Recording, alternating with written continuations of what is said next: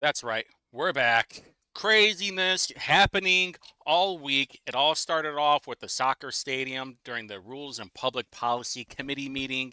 It lasted for about 3 hours, and there's no way we are going to be doing that entire thing. So, we're going to be doing something a little bit different this time. We're going to skip through all the nonsense, all the bullshit, all the things that you don't care to hear. Me neither. But first, you can see Maggie Lewis giving Leroy Robinson some bedroom eyes. Every time that they're together, I tell you what, it is like peanut butter and jammy. Always something going on, just saying, a little bit weird. But anyway, so obviously, if you're been living under a rock or you don't know, the proposal to start the Stalker Stadium in Indianapolis passed. Believe it was 6-5 on Monday, and they had this whole committee meeting, but first things first, there's a lot of confusion of what's going on. And Josh Bain, who is sitting right here, one of my favorite city councilors, he had an interview with Abdul the other day, Abdul Hakim Shabazz, talking about the soccer stadium. He cleared a lot of things up, so let's just listen to that first. It's 11 minutes, but let's get City's it an going. inch closer to getting a major league soccer stadium, or are they closer? The City Council Rules Committee did some things this week, and so joining us on the newsline is a Republican who actually voted for the proposal, at least part of the proposal. Joining us on the newsline is Josh Bain. Josh, my friend, thank you very much for being with us. We do appreciate it.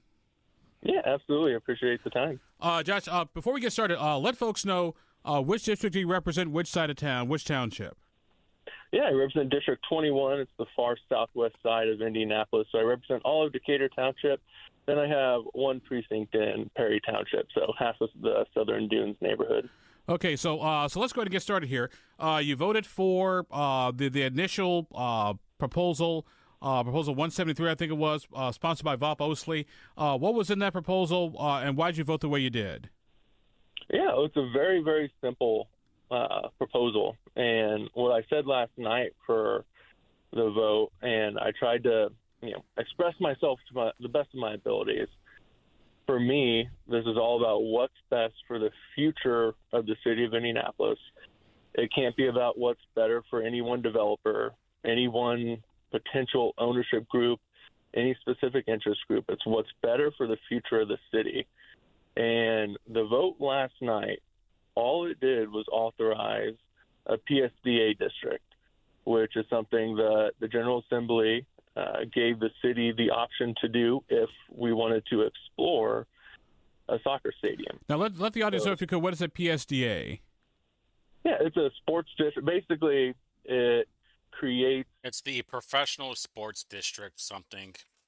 a 1 mile radius around a potential soccer stadium site, and any new development that comes along over the next couple of decades, any taxes that would generate that would normally go to, let's say, the downtown TIF district, it would go specifically to a soccer stadium. And I think it's capped at roughly like $9-ish million a year. I think it's like $9.5 million a year. Okay, so I thought here's where I got a little confused. It looks like you folks are creating a new sports district, whereas the legislature a couple years ago created the old sports district. So the legislature didn't create a location for a sports district. No, that is something that they gave the city of Indianapolis discretion on, where we wanted to put a soccer stadium and a PSDA district. Now, Josh Bain, City County Councilor, a Republican who voted for the professional sports district that would start the process of bringing a Major League Soccer team here. Josh, one of the big complaints we heard was that Ursal had worked out an agreement with the city, although there was nothing in paper. There was agreement in principle. They started breaking ground on things. The mayor was there, but the mayor later on said we never had a deal. So how do you sort of rationalize that? Did the city have a deal, or did they not have a deal? Well, if you ask anyone on both sides of that argument to send you what the deal was, no one will be able to send you anything. No one had any deal locked down. And this is really what I tried to express last night, is that I'm very frustrated with the process. I do not think that this was handled very well from the beginning by either side. But this is what happens when your developments rely on government subsidies. If the people who support 11 Park want to make it want to get it done, you can do that right now. You won't get taxpayer dollars for it, but if you want to develop 11 Park right now, you can. That is probably the most important part that we all have to remember. All of these projects are help funded, not the entire thing, but most of the thing is funded by taxpayers. And personally, I don't think we should be building a soccer stadium right now. We have so many other problems, and the money that it comes from that area will be going into a TIF fund and to help fix sidewalks, infrastructure, that kind of BS, and only an incremental amount will go back to the city. And it'll be explained more once we get further on, but I just want to make sure everybody's perfectly clear on this. Josh is saying that if Keystone Group wants to build a soccer stadium of where it's at right now, they can. Nothing's stopping them. Sure, you might have some poltergeist problems and some public pushback from the commies and everything, but they can do whatever they want. You would just have to do it on your own. Now here's another question for you, my friend. Obviously, there's no guarantee that the city will get Major League Soccer, just like there was no guarantee they would get the Indianapolis Colts, a few years ago and some change. We all understand that, but I guess my question is, it seems that the city has anyone who requested a Major League Soccer team. Did the city approach the soccer folks? Did the soccer folks approach the city? That's what I'm still trying to figure out. Who approached who and who started this whole thing? Yeah. So the way I look at it is, there's very little risk associated with this, with the vote that we took last night. When whoever petitions to Major League Soccer, which will be an ownership group, it's not like the mayor will be there submitting a bid for Major League Soccer. It's going to be the ownership group, the people who are actually going to fund a majority of this. So that's where this would all come from. And it's not like the city of Indianapolis itself is making the bid. We're part of the bid, absolutely. But it's just a key component is what the stadium financing would be. And we've yet to even talk about stadium financing. That is something that will come up over the next few months. And so that will be scrutinized to an equal, if not even higher degree than this was. Like, if you thought this was a tough proposal to get passed, just wait till you see what stadium financing will look like. Because for me, we cannot divert any funding that goes to public safety, to infrastructure, or funding that could even go to those. Like, there's no way we can take future road funding, put towards a stadium, put towards or take away from public safety, put it towards the stadium. There's no way that we could do this. And I know that is something that is shared by a lot of my colleagues that voted in favor of the proposal last night. Our guest on the program today is Indianapolis City County Councilor Josh Bain. Josh is a Republican, represents Decatur Township and a little bit of Wayne, but actually voted for the proposed MLS, the first steps to get the city of Indianapolis, an MLS team, and a professional soccer team. Josh, one of the other things that sort of popped up is not only is it just the finance of the team, but what about the land? Who gets what? And what about the bodies that are buried there in the cemetery that no one can seem to quite figure out how many are buried there and where they're going to go? Yeah, so you're referring to the 11 Park site, and I will also say you mentioned Wayne Township. It's Decatur, a little bit of Perry Township in the district. But as far as the current 11 Park, that is something for the people that own that land to figure out. I'm pretty sure state law is specific about what you have to do with bodies that are found and the appropriate treatment of human remains. I will say, as someone that's very pro-life, that we have to treat human life with dignity and respect. And when you hear about bodies being pulled out of the foundation of the diamond chain factory, that's concerning to anyone. But again, for me, this is all about what's best for the future of the city of Indianapolis. And the administration's made it clear that there will be no PSDA district at 11 Park. at the Diamond Chain property. Whether you like it or not, that's what the administration's has taken to do here. I actually have no problem with that. And they talk about just purely for tax reasons. They're not getting any government money for that. Now, if they want to spend their own money, go for it. That's like the part that has to be stressed the most. I don't know what the regulation is for dead bodies or whatever, but they're getting some palms. They're going to get greased on that. Josh Bain with us on the program. Josh, we've got a few more minutes left here because I know your time is busy. We appreciate you making yourself available to us today. Obviously, there's sort of two parts of this. There's the city part, then there's the other end of Market Street, the state part. Have you had any conversations with anyone over there in leadership on the state budget committee? Speaker Todd Houston, Rod Bray, any of those folks, Ryan Mishler, who will have a say in how this all goes forward, because obviously you need state approval and need the state budget committee to get that done. Yeah, absolutely. So this is far from over. What the council passes still has to go through state budget committee, which is appointed by Republicans. So there are a lot of safeguards there. Again, they're not going to support something that puts taxpayers at risk, just like I wouldn't support something that puts taxpayers at risk. It's a very low-risk vote in creating a PSDA district. It is not financing for a stadium. That has to come later. But I have had discussions with many people at the state level. They have had even higher-level discussions than I have with Major League Soccer. Everyone has shared the same remarks to me, which is that Major League Soccer's interest in the city of Indianapolis is very, very real. And the ownership group has made it abundantly clear they're not interested in 11 Park. My job as a counselor, I'm certainly not here to advocate for a developer or for any one person at all. I think it would be appropriate if those involved with Indy 11 are at least given the chance to be a part of an ownership group for Major League Soccer. That was my open message last night to Mr. Glick, who is leading that effort with the ownership group in Major League Soccer. I would hope that would be part of the process. But again, that's not my job. My job is not to advocate for specific developers, tell private business owners what they cannot do. Just like that vote that we took last night, it doesn't tell anyone that they cannot build a stadium at 11 Park. You can build a stadium at 11 Park if you want to today. It just won't be built with taxpayer dollars.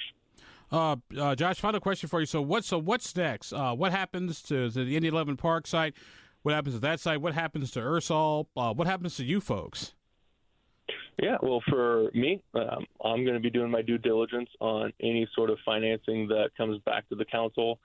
As far as what happens on private land for those private developers, they can do what they want to with their land. All right. Well, our guest on the program today has been Josh Bain. Josh, a city county council representing Decatur Township, little parts of Perry, little parts of Wayne, but on the Rules Committee. And he was the only Republican that went forward to vote for the MLS Stadium Bill this week. Josh, you feel like a unicorn? That's my final question. Because since you were the only Republican who voted for this. I don't really. I've spoken to many, many, many Republicans that completely understand this. They understand the importance of looking at Major League Soccer.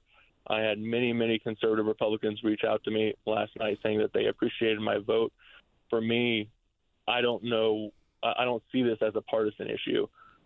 I don't really view this as me necessarily even supporting the mayor. Again, the mayor is not the one responsible for bringing Major League Soccer to the city. It's going to be an ownership group. And I don't want to just do something to own the libs. That's not necessarily my job. You can look at Washington, D.C. for people who want to do that. For me, it's about what's best for the future of the city of Indianapolis, and that's it. And I don't know how this is a partisan issue when it's not like there are issues of conscience brought up in this debate. All right. Well, Josh Bain, City County Councilor. Josh, my friend, so always, sir, thank you very much for being with us. And my spider sense tells me we're going to be talking to you again when the financing part of this project pops up. So just be prepared, old buddy.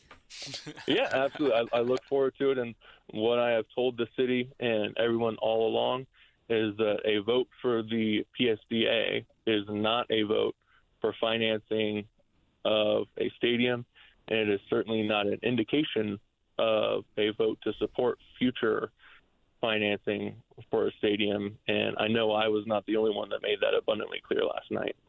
All right. Josh Bain, Josh, my friend, as always, sir, thank you very much. I'll let you get back to getting your day job done, my friend. Thank you very much for being with us. Yeah. Good interview. I thought it was a really good interview. Just a few thoughts on this whole thing, and because there was so much confusion on what this vote actually meant, and all this vote does is approve a area of Indianapolis that would be used for professional sports development, i.e., a soccer stadium. And it's actually in the most weirdest spot ever.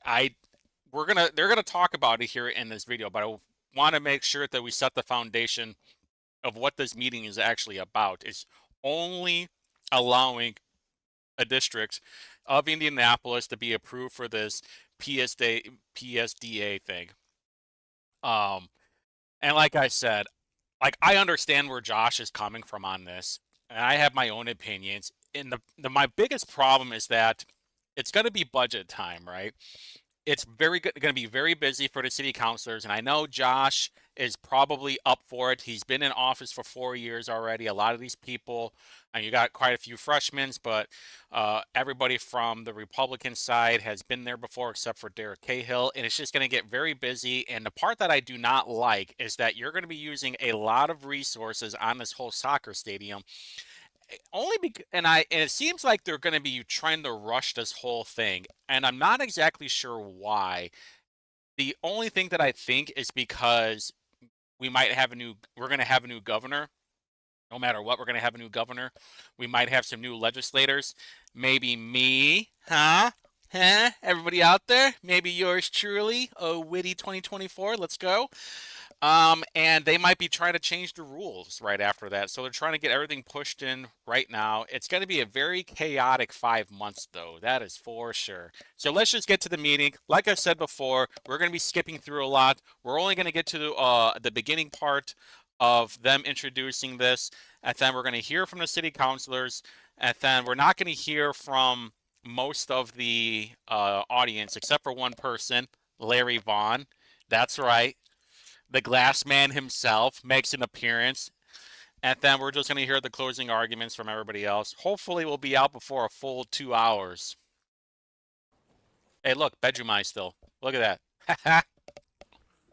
Good evening and welcome to the Rules and Public Policy Committee. My name is Vaughn, Chair, and I would ask my colleagues, starting from the first row, to introduce themselves.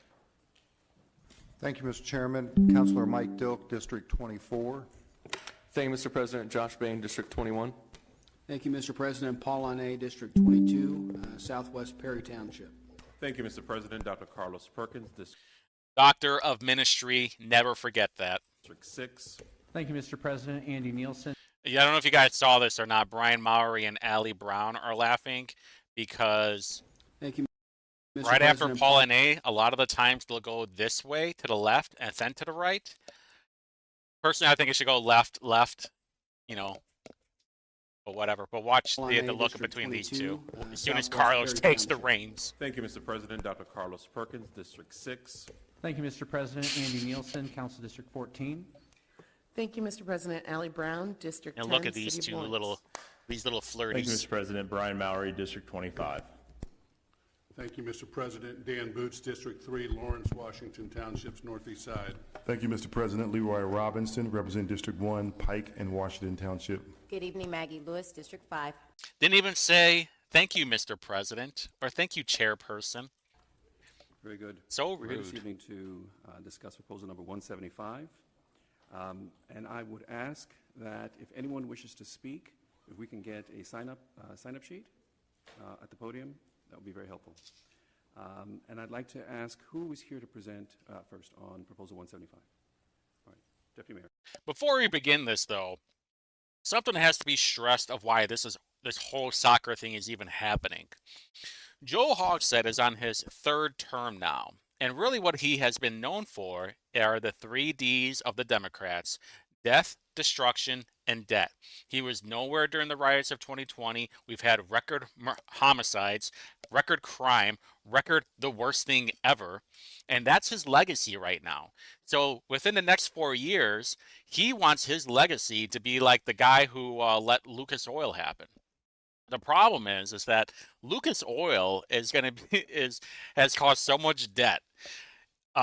They are on like a 30-year mortgage basically, and don't forget, RCA Dome wasn't even paid off until a few years ago. I think 2020. That that thing was built in the 90s. So this whole soccer stadium pisses me off on purely because taxpayers are going to be getting fucked so bad when there's so many things that we should be putting our money, our time, and our resources to.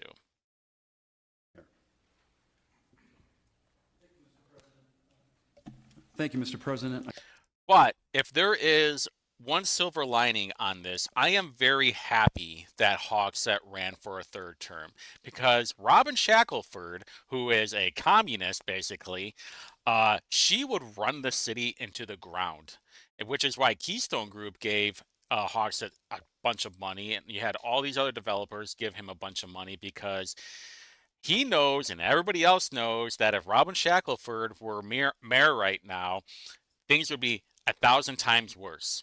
So what I really hope that the Republican Party is doing in Indianapolis is that they are getting ready to have their person run for mayor there in 3 years. And within 3 years, someone's going to be campaigning to run for mayor. Someone who is not Jim Merritt and someone who is not Jefferson Shreve.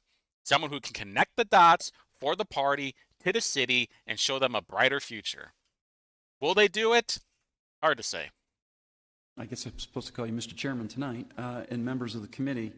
I'd like to introduce first all the members of the administration that are here. The primary presenters for tonight will be myself, Chief Deputy Mayor Dan Parker, and Scott Chin, who is our outside counsel from Fager, Drinker, Biddle, and Reith. We also have don't forget Fager, Drinker, huge contributor to Democrats. Deputy Mayor Judith Thomas, Director Brandon Herget from DPW, Director Megan Bukasic on hand to answer any questions for the committee. You can see all the Indy 11 people is the mayor's there proposal wanting to support and the opportunity to bring Major League Soccer to Indianapolis. Next slide, please. What we'd like to discuss tonight is the opportunity to bring Major League Soccer to Indianapolis. Why Major League Soccer and why now?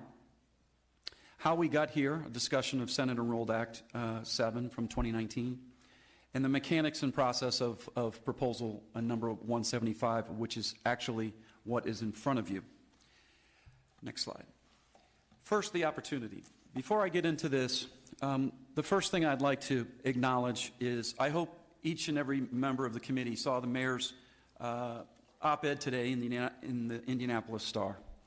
Pure and simple, Proposal 175, the mayor believes is in the best interests of the city of Indianapolis. It is the right thing to do for the future of our city, and the fact that we acknowledge that this has been an uncomfortable process, but it has been one that has been on a fast track to do what is best for all the residents of the city of Indianapolis. And we also acknowledge that, yes, we pivoted to this proposal very quickly and this opportunity in front of us. And it has been difficult. It has been difficult to communicate all of it, but mainly that difficulty has been because of the time deadlines that Mr. Chin will get into related to Senate Enrolled Act number 7. So, the choice to seek Major League Soccer here in Indianapolis.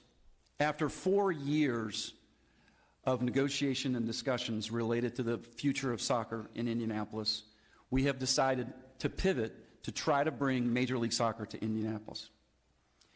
It was either accept defeat or find another way to be able to build a professional soccer-specific stadium in downtown Indianapolis. There was a lot of discussions around town related to the future of soccer in Indianapolis. The mayor decided to reach out to the league himself. And on April 22nd, he boarded a flight to have a meeting with the commissioner of Major League Soccer, Don Garber. By the way, Indy 11 is actually a really, really shitty team. Go and Wikipedia their record for the last 5 years. They suck. What was at first thought to believed to be just a half-hour meet and greet turned into almost an hour and a half of discussion about the future of soccer in Indianapolis, and the mayor came away incredibly impressed with their knowledge of our city and the fact that the interest was real for bringing Major League Soccer to Indianapolis. With that, there were two things that were needed. One, we're going to discuss tonight, and that is the ability for a governmental entity to build a soccer-first stadium and finance that construction. Thank you, taxpayers. That is what Proposal 175 seeks tonight. The second was to have a ownership group come together with the financial wherewithal and local ties to be able to finance an expansion club, if possible. Now, in the conversation with the commissioner, there were no guarantees. But Indianapolis does have competitive advantages over other cities that seek the same thing that we seek, which is Major League Soccer. Do they? Cities like Detroit and Tampa are having similar conversations. Well, Detroit's a shithole. But the competitive advantage that we have is what you're going to debate tonight. Basically, what it comes down to is soccer, Major League Soccer is like, what are you going to give us? How much of this are we going to have to spend? We want the taxpayers to fund all of it, even though they can't. Ability to publicly finance, publicly construct a soccer-specific stadium. And that's what we ask you to consider tonight. Now, the question becomes, why MLS? Why the pivot? It is the clout and the prestige of the league, the top level of professional soccer in North America that we seek to bring here to Indy. No one cares about soccer. I'm going to go over the MLS overview, the growing, one slide back, not yet. The economic impact of Major League Soccer, the fact, obviously, as you all know, we're a growing sports city. That the impact sucks. high-profile players have on attendance. Awful. And more importantly, the other impacts Major League Soccer has, not just at the professional level, but the impact on youth sports. Now, currently, there are 29 teams competing. There's one expansion club already set for San Diego that's coming online. But as you can see here, the average value of a Major League Soccer team averages out about $678 million. The revenue per team is $66 million, and the average attendance, 22,000. Yeah, but I don't think that stadium is going to hold 22,000. Plus, are these stadiums being like, is it a football stadium? American football stadium? The global reach and the television distribution to over 100 countries around the world is why we want to bring Major League Soccer to Indianapolis. We are a world-class city, and we deserve the world's game here in Indianapolis. Just like what we... Hey, question. How'd that work out for the Super Bowl? Huh? How much money of the taxpayers had to go and build up that hotel? And how long ago was that? 2008? We seek tonight in the ability to build a downtown soccer-specific stadium. Other new stadiums and successful expansion clubs have recently been launched in LA, Nashville, St. Louis, Columbus, and Cincinnati. The economic impact. Obviously, a boost in downtown. Spoiler alert, what I just asked about the soccer stadium, are they using a football stadium? Yes, they do. So when he was talking about how the Atlanta United had like X amount of people, guess where it's held at? Mercedes-Benz Stadium, the home of the Falcons. So of course they can hold that many people. For visitors and tourism, it will improve our ability to attract global talent. We have companies in our city like Eli Lilly that have employees from around the world.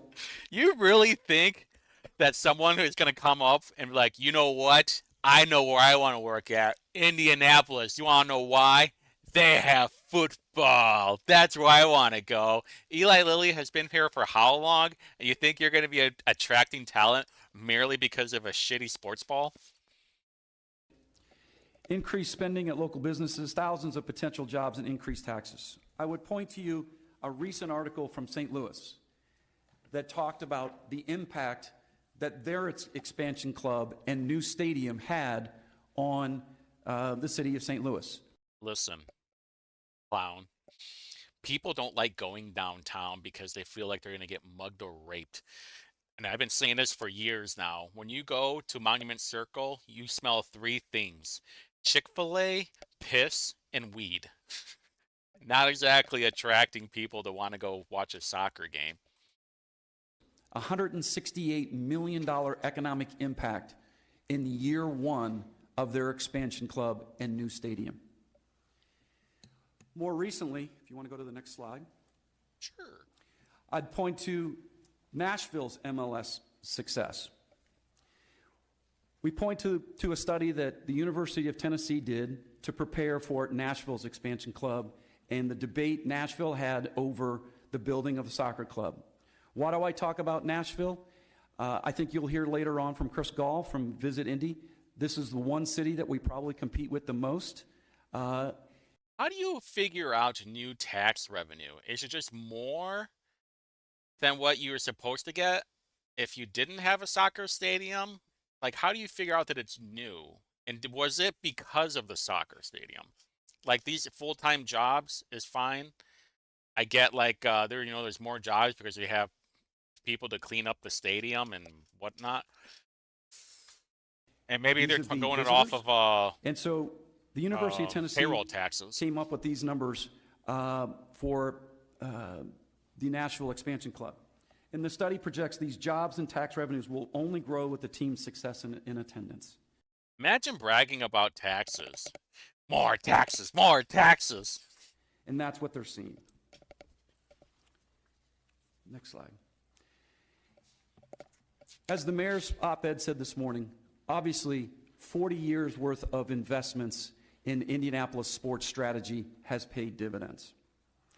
No better weekend can describe the excitement around sports than this past one. Fever on Thursday and Friday. The Pacers on Saturday. That's only because the Pacers made the playoffs. If they didn't make the playoffs, guess what? That wouldn't have happened. And you have like this once-in-a-generation talent in Caitlin Clark, which, she'll only be there for a couple of years because her team hates her. And then guess what? It's over. And how many games have they won? This ain't the Browns or the Lions where you have a constant losing team, but like you have this diehard fan base. The Fever isn't even that old. And nobody watches the WNBA. They're watching the Fever because of one person, not the entire team. 500 on Sunday, Pacers again, the Fever tonight. Indianapolis needs to solidify our world-class sports city with a Major League Soccer team. With all the events that we have had this year, the economic impact is close to $450 million. Major League Soccer can add to this equation. Remember, this is just a whole marketing gimmick. Next, this is the perfect time for Indianapolis to go after Major League Soccer. Why? Major events over the course of the next 3 years will be coming to the U.S. and North America.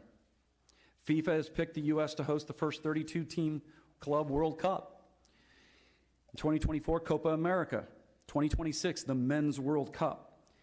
Remember, they talked about this during the Cunt Stadium last week, too, where they were going to have, we could use this as a practice area. These major events in this sport are only going to grow the sport in the United States, in North America, and Indianapolis needs to be a part of it. Sure. Listen, nobody wants to watch a ball get kicked around for 3 hours.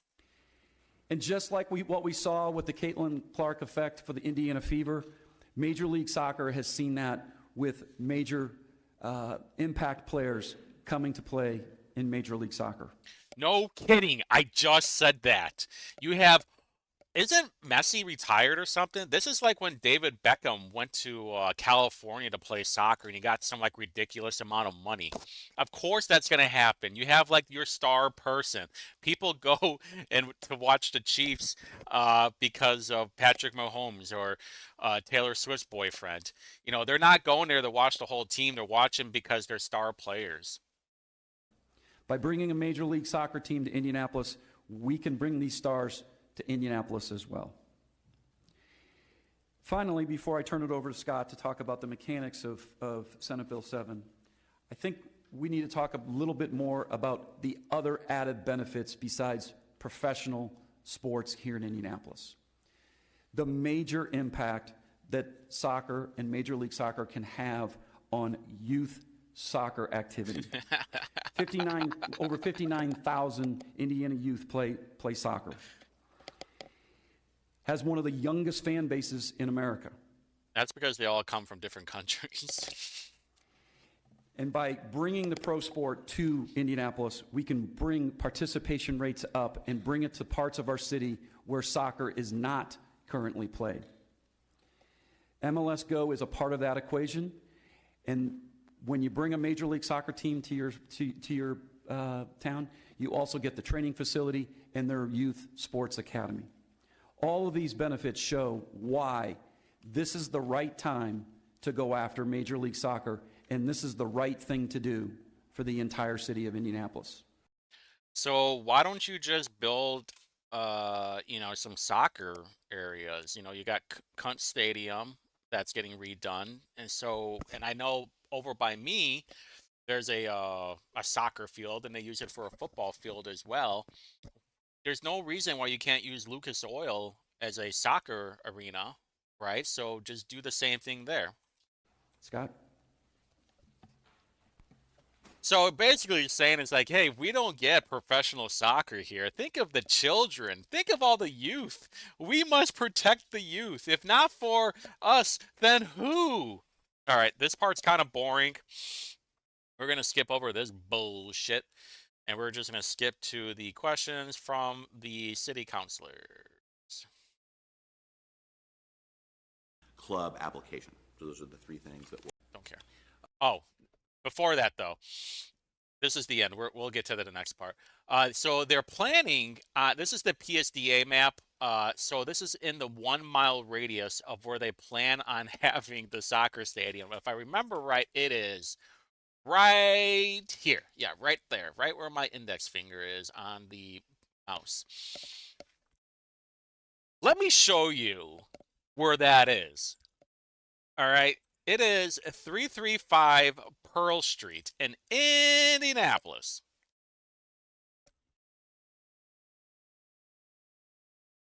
Right here. And do you know, let me put satellite.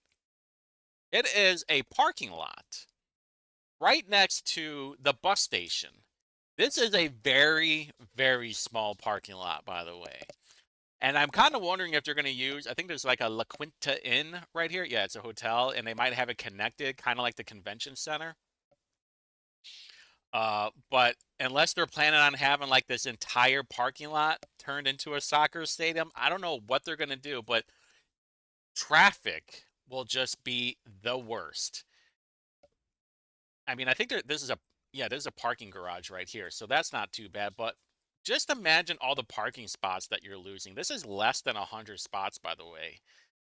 It's already a pain in the ass to park in downtown, and now you're going to make it even worse, especially because the city county building is right here too. I don't know what they're thinking. I think it's a terrible place, but what are you going to do? I'm me, in my opinion.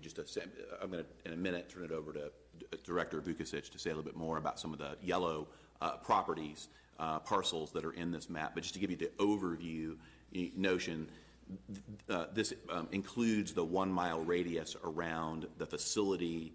Oh, and by the way, that 1 mile radius would be in my district if I become a state legislator. So yours truly, that's right, El Guapo would have a big say on what happens over here. If elected. That we've picked out, popularly referred to as the heliport site. And each of the yellow examples is a parcel that is essentially described and therefore has the ability to have its taxes, those covered taxes that we defined earlier in the presentation, captured. Again, only new revenues, right? Only new things that are catalyzed and impacted by the development. But you'll hear some familiar parcels here in a second about in terms of which things are being covered. So if we turn to the next slide. Here it is. And I'm still trying to figure out what they mean by new revenue. If you want to give a location, that's sort of the center, if you will, of that new facility location from which then you can draw that 1 mile radius. It's 355 Pearl Street. So like if a business is, rents a building or something all around the same time or after the soccer stadium is put in, is that considered new revenue? Again, captures only new revenues. Now, this is sort of probably implicit in what you already understand, but let me make it explicit. Here, the city will not see the full extent of these captured revenues, of course, if Proposal 175 doesn't pass. In other words, the opportunity that the state statute gives us and the way in which the resolution works for this PSDA and any PSDA is that we get the benefit of the state tax capture, right? So this is the ability to generate those impacted, for example, state income and state sales taxes, and then use those captured state income and state sales taxes to pay the cost of debt service or of stadium construction. In the absence of Proposal 175 passing and establishing a PSDA, those are simply not state taxes that we're allowed to capture. So it's a special purpose, special taxing mechanism the General Assembly has given to Marion County solely for this purpose that we don't get if we don't pass it. Again, I think you knew that, but just to be clear. And then a word about what these parcels are in this PSDA map that I just showed you on the previous slide. It's a particularly diverse parcel mix with in-progress development. That is, development that we know is going to happen. It's planned. It's on the books. We can identify it, but it's not yet generating revenues. It will generate significant new investment in downtown. Dan, I think it's. But how do we know that? We don't know that. And what is significant, if any? Billions. Allegedly. See, this is where whenever these clowns start having their marketing pitch, I'm like, oh, we're projected to bring in millions, if not billions, of new tax revenue. Yeah? You want to bet? How about we put that in the contract? If you don't, then you got to pay even more. We think it's billions of dollars so far in our review of and these parcels. Over how investment much? In downtown. How long, actually? And so over we think 30 years? It's a good mix of parcels that can support good revenue generation for the stadium costs. And now I'll turn it, if I can, Mr. Chairman, for a little bit more granularity about the parcels that are included in the map to Director Bukasich. Granularity. Very good. Thank you. As Scott mentioned, what makes this PSDA area so strong is that it includes a diverse mix of developments that are already in our existing pipeline. So this would include major redevelopment projects that we have going on downtown, such as the Circle Center Mall, City Market Campus, Old City Hall, Cole Motor Campus, and future phases of Bottle Works.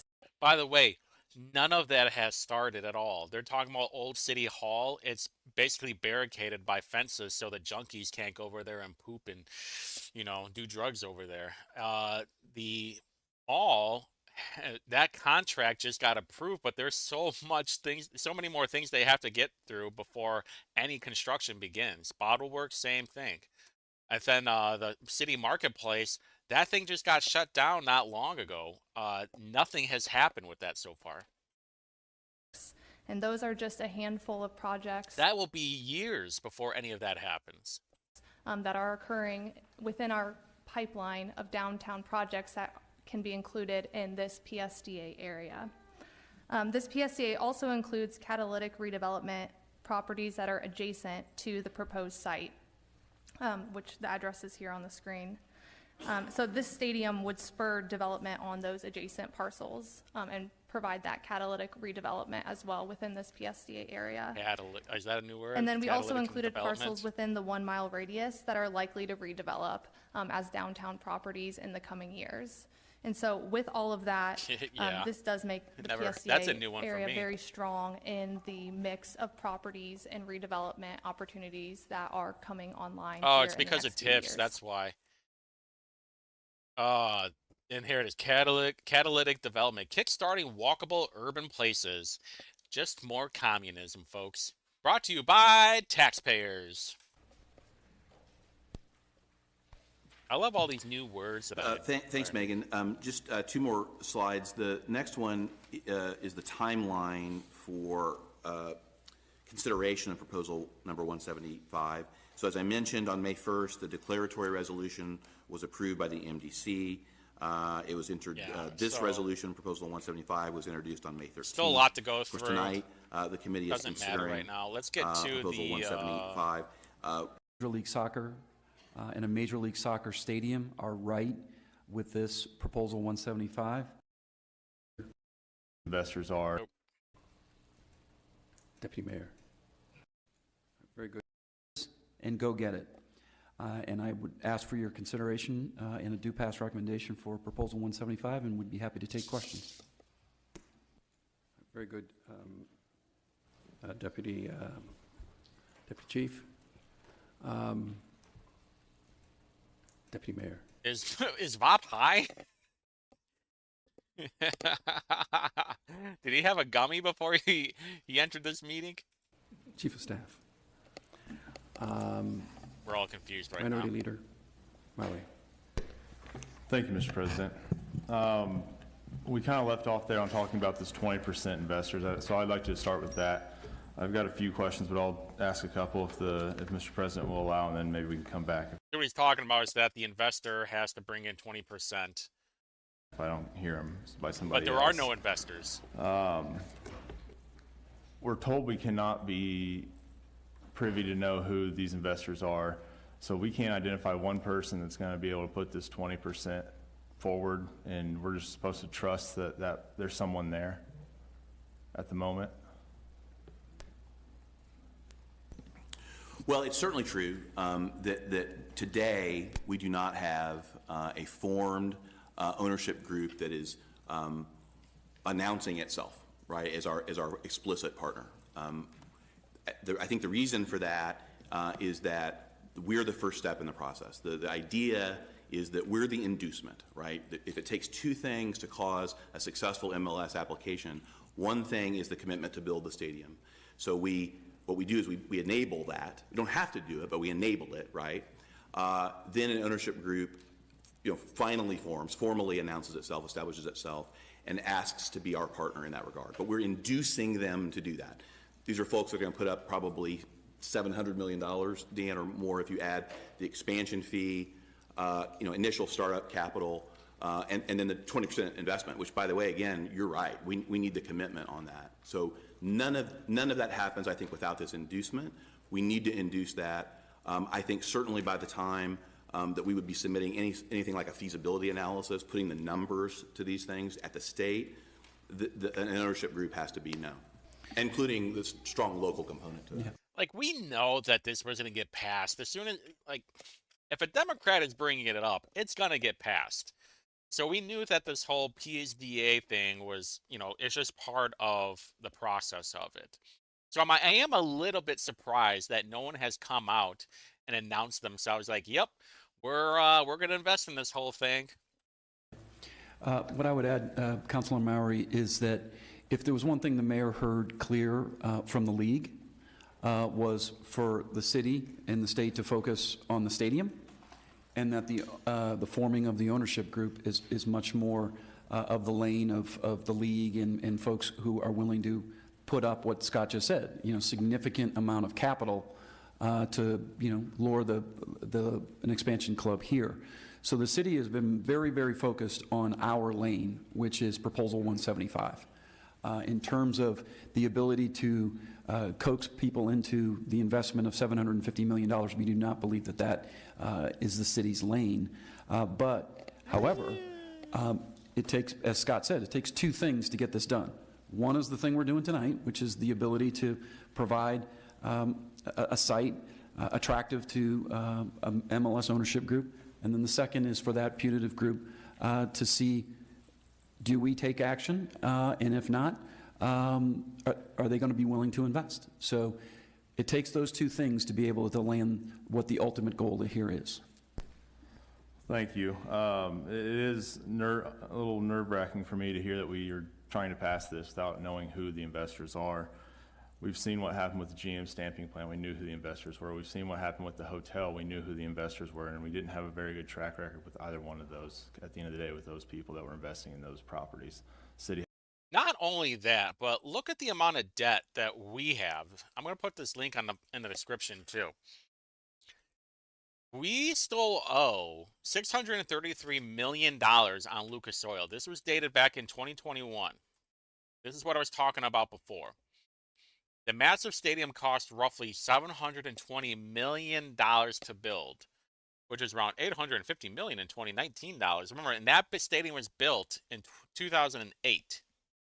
And we just got done with RCA Dome, which was paid off in 2020, was only 24 years old when it was demolished. By the time they get done paying this debt for Lucas Oil, it will be 30 years old. And I know that they're going to be wanting another stadium that's funded by the taxpayers. So this is what I have been saying since day one, that we all need to be worried about. Taxpayers are going to get hosed again, but at least Hogsett gets his legacy, and a bunch of liberals get their soccer stadium where the team probably sucks. The city had to come bail them out, or the city had to then take eminent domain back for the GM stamping plant. I believe it was the GM stamping plant. So I'm a little weary on that. As far as like the funding and everything goes, where are the funds coming from? Are these investors receiving any kind of city subsidy or any kind of incentives from the city if they build this? I'm sure they will. Let me take the first crack at that. But since there isn't any planning right now, this is literally the first step of many. Nothing's going to happen. The city does not have a relationship right now with any potential ownership group. We're focused squarely on the ability to have the mechanism in place to build the soccer first stadium. In terms of, we'll have to have a negotiation with that ownership group in terms of the 20% and the ability to deliver additional development around the stadium as the bill calls for, and what the PSDA has identified for parcels. So do you have anything else? Yeah, just one quick addition, Leader Mallory. What I want to make clear to you and to everybody is that what is engaged in those negotiations, so it doesn't commit fully and finally the city to anything, right? We don't have to actually capture the covered taxes. And of course, we wouldn't if we didn't get a deal that was appropriate with not only an ownership group that would, of course, be established, but also any development agreements that are ancillary to that. And the sort of proof in that, in a way, right? So we have to rigorously apply the provisions of Senate Bill 7, all the conditions that have to occur before you're going to get state approval actually would have to occur. And one of those in this case, right, because it's keyed off of getting an award of an expansion club. If that wouldn't happen, for example, of course we wouldn't do the deal then either. And in any event, when we do that deal or those deals that you would have enabled us to do by passing Proposal 175, the opportunity to try, is that we would come back to you, right, for the financing of the stadium. So at that point, you don't think the ownership group is solid enough, you don't like the terms of the deal, we're right back in front of you. If we like the terms of the deal, we're proposing it to you, you're going to get to weigh in on that. I would add one last thing, Leader Maury. I mean, this is different than the early 1980s. What we are talking about is to be able to build and finance a soccer-first stadium without putting Indianapolis taxpayers at risk. We need to go after a Major League Soccer club. If we do not get the club, this is not like the Hoosier Dome, where we built the football stadium and hoped a team moved. We need to secure the team first, then build the stadium. A lot different than the early 80s. we need the club first to be able to build the stadium. Thank you, Mr. President. I'll yield back. Very good. Additional questions from committee members? Majority Leader Lewis. Thank you, Mr. President. Thank you so much for your presentation, and I applaud you on your boldness. I just need a little bit of clarification. So tonight we're being asked to just vote on the map, so we won't have any details about this diverse parcel mix, right? So we have no idea if the city will need to purchase any of that property or any of those type of details. Is that correct? So, Leader Lewis, thank you for the question. The parcels are all identified actually in the resolution. So in terms of every one of those yellow parcels, we've identified what that parcel is. In some cases, they are things you would recognize, like the mall or Old City Hall or the other things that Director Vukovic mentioned. In some cases, they're undeveloped parcels or things that could be adjacent to the stadium. So they're all the parcels are identified on the sheet. Okay, so we will not, the city will not have to purchase any additional property. Is that correct? Well, if I understand the question, if we're talking about for the facility itself. The facility itself, yes. yes. Good, no, I understand that. Thank you. There will be land acquisition that will be required. Of course there will be. I'm sorry, Yes, Mr. there will Chin. be. If you're talking about, what this does is identify 355 Pearl Street as sort of the location or the epicenter of this PSDA, and we will definitely need to acquire land on which to situate the stadium on that site. Taxpayers, again. I would add, Leader Lewis, that the city has an existing memorandum of understanding with the Indianapolis Airport Authority for the heliport site. They are in the process. I believe they may have submitted a letter to council leadership related to their process. They are in the middle of decommissioning that, the final stages. When that is decommissioned by the FAA, that property can be redeveloped in coordination under a memorandum of understanding between the airport authority and the city of Indianapolis. So that is a bulk of the acreage that is part of it, but there's also several surface lots surrounding that property as well. And Matt, Mr. President, one follow-up question. And so are we prepared to take property? We all read in the IBJ that there's some owners that say that they're not willing to sell their property. Are we prepared to utilize eminent domain to take those properties to make this work? Our hope is simply to negotiate. Yeah, our hope is simply to negotiate. I mean, for any big project where obviously the city doesn't own the city or the government instrumentality doesn't own the land already, obviously negotiating to acquire the property through arm's length negotiation is the route you go through, and that's what we'd be prepared to do. Okay. Thank you. Thank you, Mr. President. You didn't answer the question though. I don't even know if you can use eminent domain for a soccer stadium. Councilor Perkins. Thank you, Mr. President. Thank you for your presentation. I have a number of questions and ask the chair to allow me, if not, to come back. Just the conversation around the proposed stadium site, just from my clarity. The proposed site, not the complete proposal, just the proposed site. In order for us to get that 9.34 acres, we would have to engage with current owners, correct? Yes. All right, and there's no resolution at this point that they're willing and wanting to sell the city. That's down the road, bro. Well, with the notable exception, as Dan mentioned, of the heliport site itself, obviously we have an arrangement with the airport authority about that. But I wouldn't say there's no indication. I think that it's something that we have to get very serious and intense about, right, at that point of the passage of 175 to at least figure out how we put together that site and have that be a basis, the land for that site, and have that be a basis of a MLS application. Okay. Permission to continue.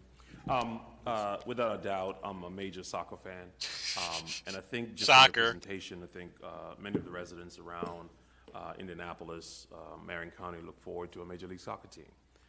The question that I have really talks about process. You use words like uncomfortable, difficult, happened quickly, time sensitive, time deadline. When I look around this room, there was a pending agreement that was already made. Can you walk us through the pivot from that agreement, and where does that leave us in terms of our conversations with Major League Soccer? Well, let me start, and then I'll pivot it over to Scott, Councilor Perkins. There was not a pending agreement.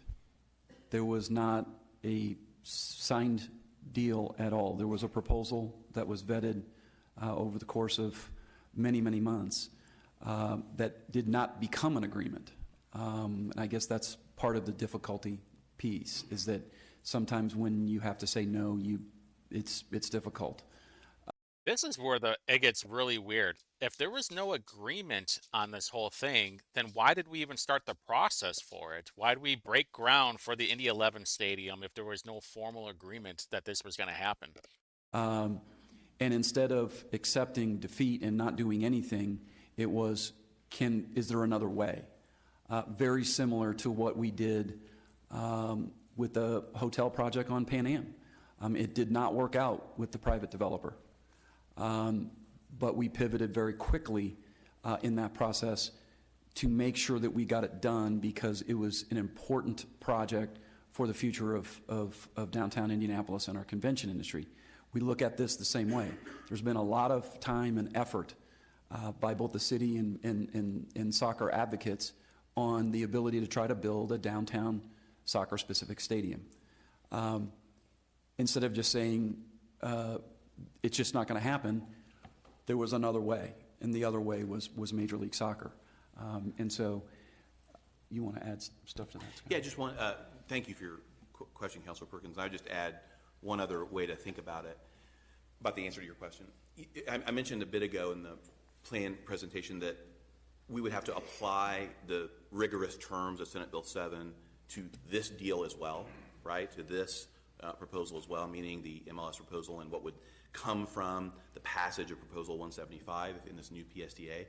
And what that means is, and don't get me wrong, I would hate this result, and I'm not anticipating this result, but what that means is that we have to be prepared that were we to go and try to negotiate a deal, right, with an ownership group for an MLS arrangement, an application, and related development agreements that make the financing work, and they didn't work to our satisfaction, in other words, we felt that they were too risky for the taxpayers, then it may very well be that we wouldn't bring it back to you for approval, right? Because there'd be no deal for you to approve. It wouldn't be a responsible deal to approve. We're also going to have to lay out the feasibility to the state budget committee and to the state budget agency, and if it doesn't look good, if it doesn't work, then it simply is too risky for the taxpayers and irresponsible. And so we wouldn't want to bring to the fiscal body of the city an infeasible proposal, and we won't.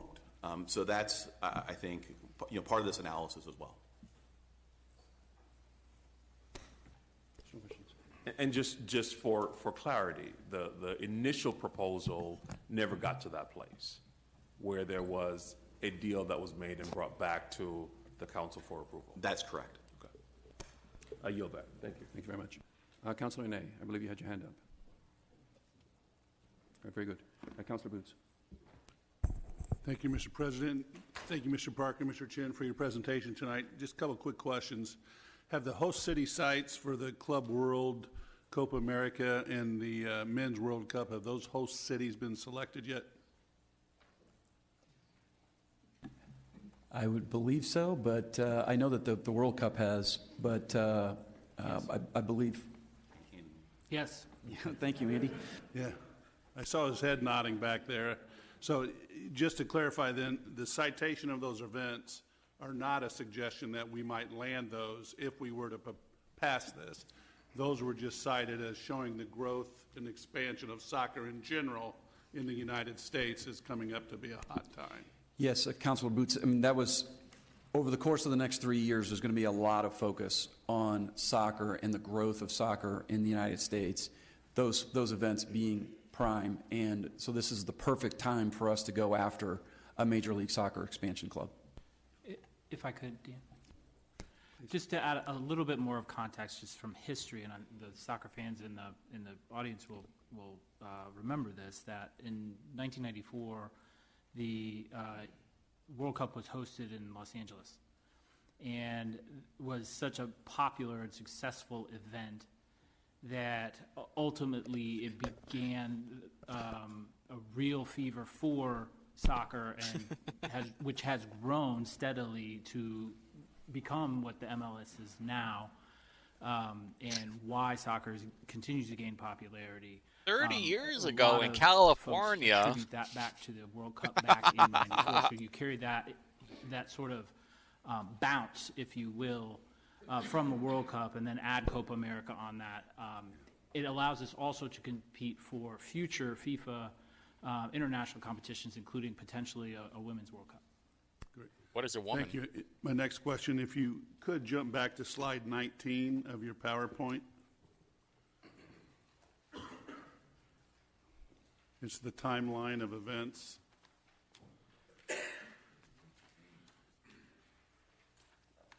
When on this chart will we know the investor group under Proposal 155? I mean, 175? Yeah, thank you, Councilor Boots. Certainly before the state considers the resolution. So in other words, if we've, the theory would be, if we've done sort of our job of inducing an ownership group to finally form and announce itself so we can partner with it on all the things that need to happen to put together the application, the local government, this council and the MDC will have done its job by the end of June 30th. And so at some point after that, before, or not necessarily after that, but in connection with that, but before submission to the state, we have to know at that point who the ownership group is. So that event's going to occur on this timeline as shown? Yeah, I mean, it's sometime. Because have they decided? I mean, it could be earlier, but it's likely sometime between June 26th and to be decided the submission to the State Budget Committee. But we don't know when. Which is the first TBD on that timeline. And refresh our memory on the July 1st deadline. Yeah. What is that exactly for, and where does that fit? That's a good question, because it's sometimes I can even confuse myself about this. So there's the absence of a deadline and a deadline that is worth mentioning, I think, in answer to your question. The absence of the deadline is that there is no deadline or timeline for the MDC to submit the fully passed, fully approved PSDA resolution to the state.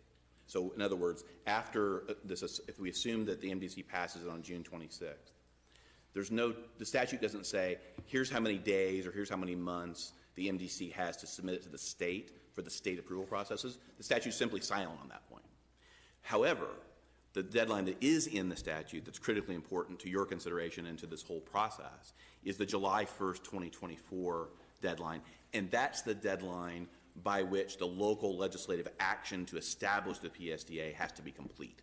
So in other words, if we didn't have the MDC's confirmatory resolution following this body's approval of Proposal 175, if we didn't have that by July 1st, then we'd just be out of luck. We wouldn't be able to submit a resolution to the state. So that June 26th date is what meets our July 1st deadline? Yes, sir. Thank you, sir. Very good, thank you. Additional questions? Councilor Bain. Oh, too bad for you, Thank you, Andy. Mr. Womp womp. There's been a lot of debate about this back and forth over the past few months and at the speed in which we've got to this point. But one question I had was about the previous resolution that was passed by the MDC and this body. Why is it that we are not looking at putting a Major League Stadium at the currently proposed 11 Park facility? The bodies. Is it the cemetery issue? Is it something that the new ownership group isn't interested in? Well, a couple of things. Number one, what we heard was to provide multiple sites when we were talking with the facilitator on the person working to put the ownership group together. Second is that I talked a lot about economics and reducing the risk for the city. The previous proposal presented tremendous risk to Indianapolis taxpayers. What you heard related to this proposal was a much more diverse base of new development coming online that's already in the pipeline. So it would provide and try to reduce the risk to the PSDA for an MLS stadium. And so that's why MLS, we needed MLS for the security and the heft that it brings with it to help fund the PSDA, because ultimately the entity that has to back these bonds is going to be the city of Indianapolis. So if there is a gap, of course, that Indy's going to have to foot the bill. Funding is going to be the administration and the council that's going to have to figure that out. And the gap that was provided in the previous proposal was too large for us to risk Indianapolis city finances to do that project. This PSDA is a little bit different. It's much more diverse with all the projects that Megan talked about that could provide, upwards of $3 billion worth of new investment in over how long? Multifamily home residents, hotel rooms, retail, et cetera. That's what we need to make sure that we reduce the risk to Indianapolis taxpayers. Because they need to make sure that they tax as much as they can to fit this, to fit the bill. Since you brought it up, I'll answer the question as well. And Brandon Herget and Deputy Mayor Thomas have more specifics. Yes, I mean, have we heard from folks that there is risk related to the cemetery issues, and not just risk, but there's a question of, what is right and what is wrong related to do with the site. And we know more now than we did even a year ago related to the site. And that's what spurred, our correspondence to the private developer of that site last week. Councilor Nielsen. Thank you, Mr. President. I don't know where this question would be directed. Probably starts with Mr. Chin. So could you walk us through one more time the covered taxes as allowed under SB 7 2019? Yes, Councilor Nielsen, happy to do that. So there's a list of covered taxes that are in the statute, but this resolution only calls for the capture of state sales tax, state income tax, and local income tax. So again, the key to the theory behind the PSDA and the identification of those specific taxes, again, state taxes that we get to capture locally under this, and then in local income tax, is that they're not existing taxes. So you're only identifying parcels, properties, development that we'll expect in the future to generate those taxes, and then you're using those. But there's no guarantee that's going to happen. Okay, and as a follow-up, so it says local income taxes. So we already receive those, part of our distribution from the state biannually, an estimate. We have a spring fiscal that we're considering right now that considers a revised estimate of that.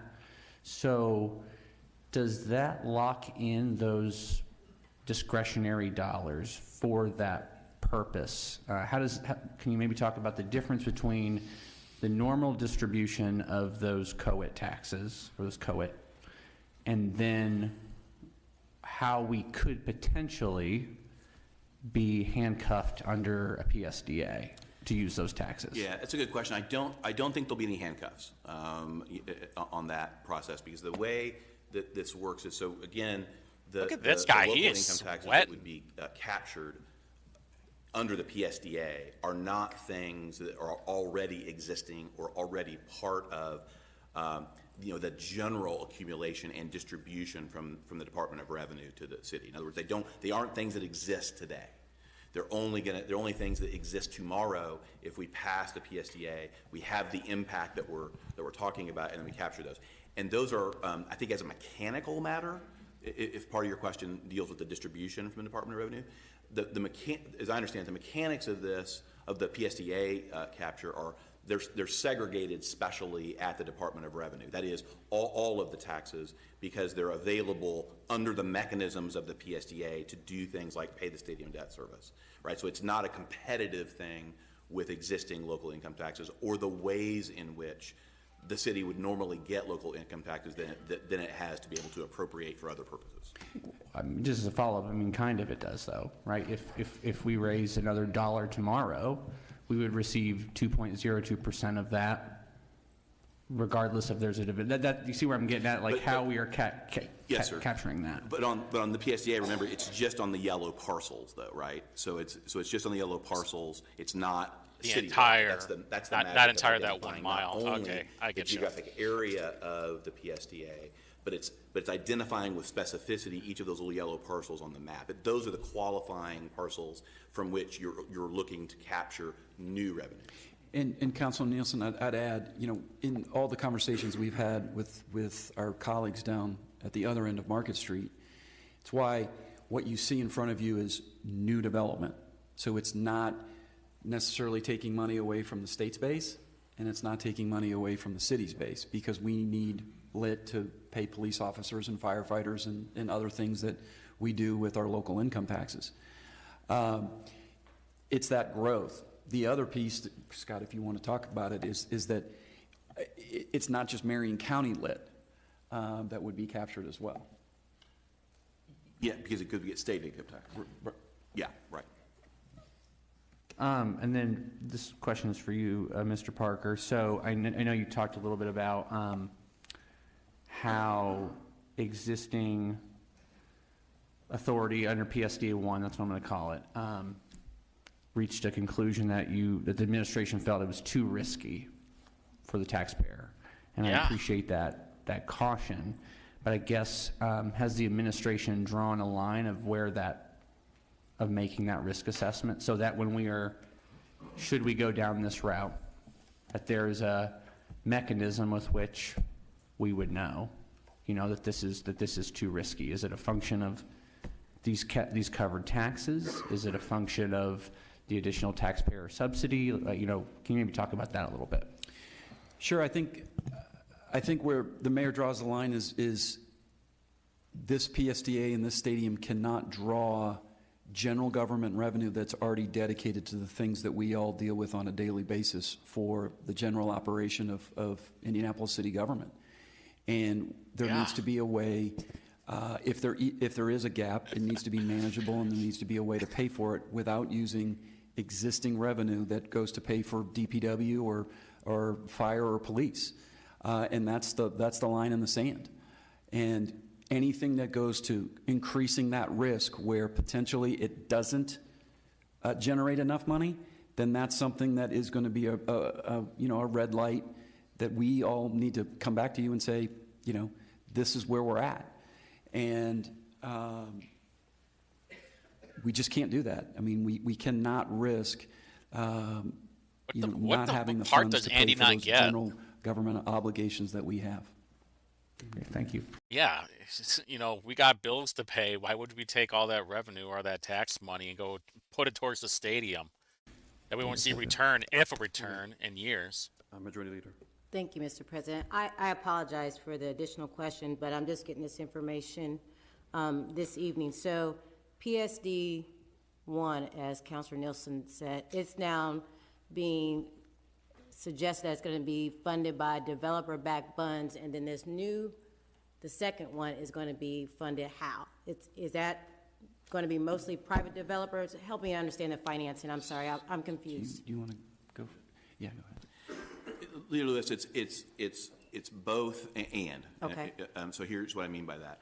So if you were to compare PSDA 1, if you call it the one from last year, and PSDA 2, the one that's in Proposal 175 before you, the lion's share of the covered taxes and revenues to be derived under PSDA 1 was from just a couple developments, right? Okay. It was from the 11 Park private development, and it was from essentially the Alanco development across the river. So there were a lot of eggs in that sorry, there were just 2 eggs mainly. There were a few more properties, but mainly 2 big eggs in that basket. When Dan says under PSDA 2, the revenue mix is a lot more diverse, a lot more eggs in the basket. So not each All those little yellow parcels. Not each parcel is so critical, right, to the solidity of the funding plan. Now, here's the and part. Will there be ostensibly, development deals to be negotiated, for example, like adjacent to the stadium we're proposing on the heliport site, and could those generate revenues that we don't know today, but we would hope that through those development agreements they would, because that'd be the perfect catalyst, for those kinds of development. True too, but again, it's the PSDA 2 is not so reliant, right, on essentially those two. one. Yeah, you got it. I got it. Thank you. Additional questions from committee members? Councilor Renee. Thank you, Mr. President. Thank you all for being here this evening and making your presentation. I wanted to talk more about this 9.34 acres in this new PSDA map. Can you give us an idea of what the timeline is for acquisition? Is there a budget forecasted, some type of prediction for what it would cost to acquire the land? If the land cannot be acquired through negotiating by the city, is the final tool in the tool chest on the city's part eminent domain, and has Didn't he already answer that question? Of the heliport been done already as it relates to historical protections, environmental issues, etc., that we would be confident that no delay would occur on this new proposed site if this deadline was met as you laid out in your Proposal 175 timeline? The analysis on the heliport has been done by the Indianapolis Airport Authority. In terms of the process there has been no land acquisition to date, as Scott has said, primarily because Proposal 175 needs to come first. So in terms of the process, other than the memorandum of understanding we have with the airport authority to be able to redevelop that site. Yeah, and I think one other thing that we're factoring into our analysis in that regard is to let the market of ownership groups speak a little bit on that question. In other words, if one of the theories behind why we need PSDA area number 2 and is that we can't tell people that are potentially going to invest $700 million in the expansion fee and the other things in terms of the ownership group to try to lure a club or an expansion grant to Indianapolis. We can't give them only one site they're asking for, right, or that we believe that they need an additional site.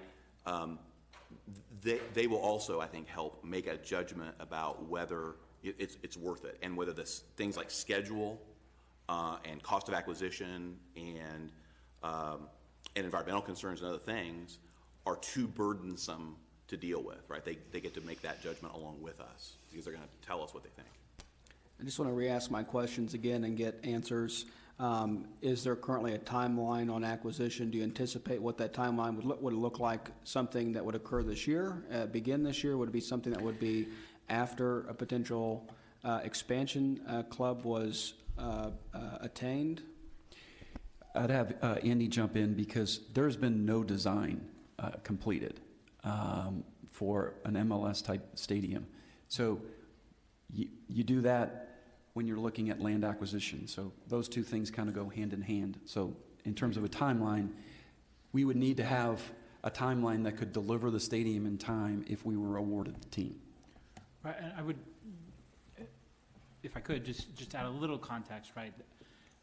The way I see it is this passing this proposal is really the green flag on all that, right? It starts the race. It starts the negotiations with those things, because why would we sit out and negotiate with folks to buy their property before it's even relevant or ripe, right? Yeah. We've done some investigation, look at the comps and stuff, so we have an idea. Do we have a budget? No. Is there a timeline? Obviously, we're not going to touch anybody's property until we own it, right? So there are things that need to happen along a normal course of development, right? We have to acquire the land. We're not going to turn dirt on anybody's land before we can or own it.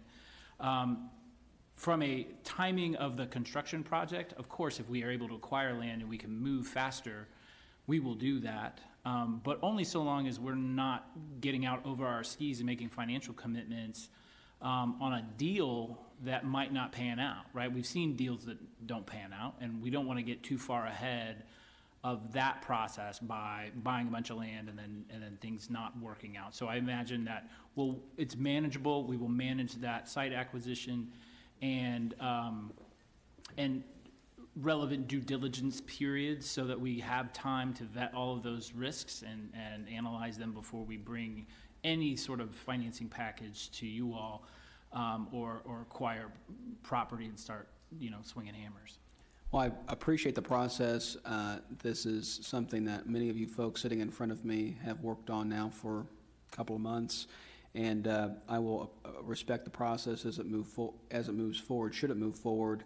And this is just a comment, so I don't need any additional feedback from those staring at me, but it feels a little bit right now like let's pass the bill before we find out what's in it. And that's currently the way that I'm viewing it, but we'll be interested to hear further discussion from both my colleagues as well as those in the audience.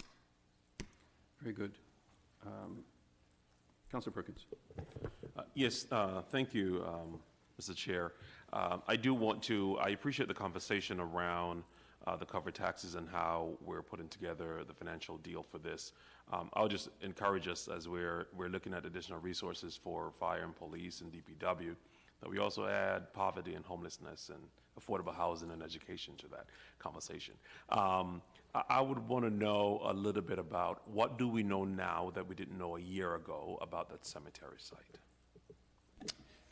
Mr. Chairman, I'd ask Deputy Mayor Thomas and Director Hogsett to comment on this, since they've been working hand in hand with the Community Advisory Group for the last over a year. Very good. Thank you.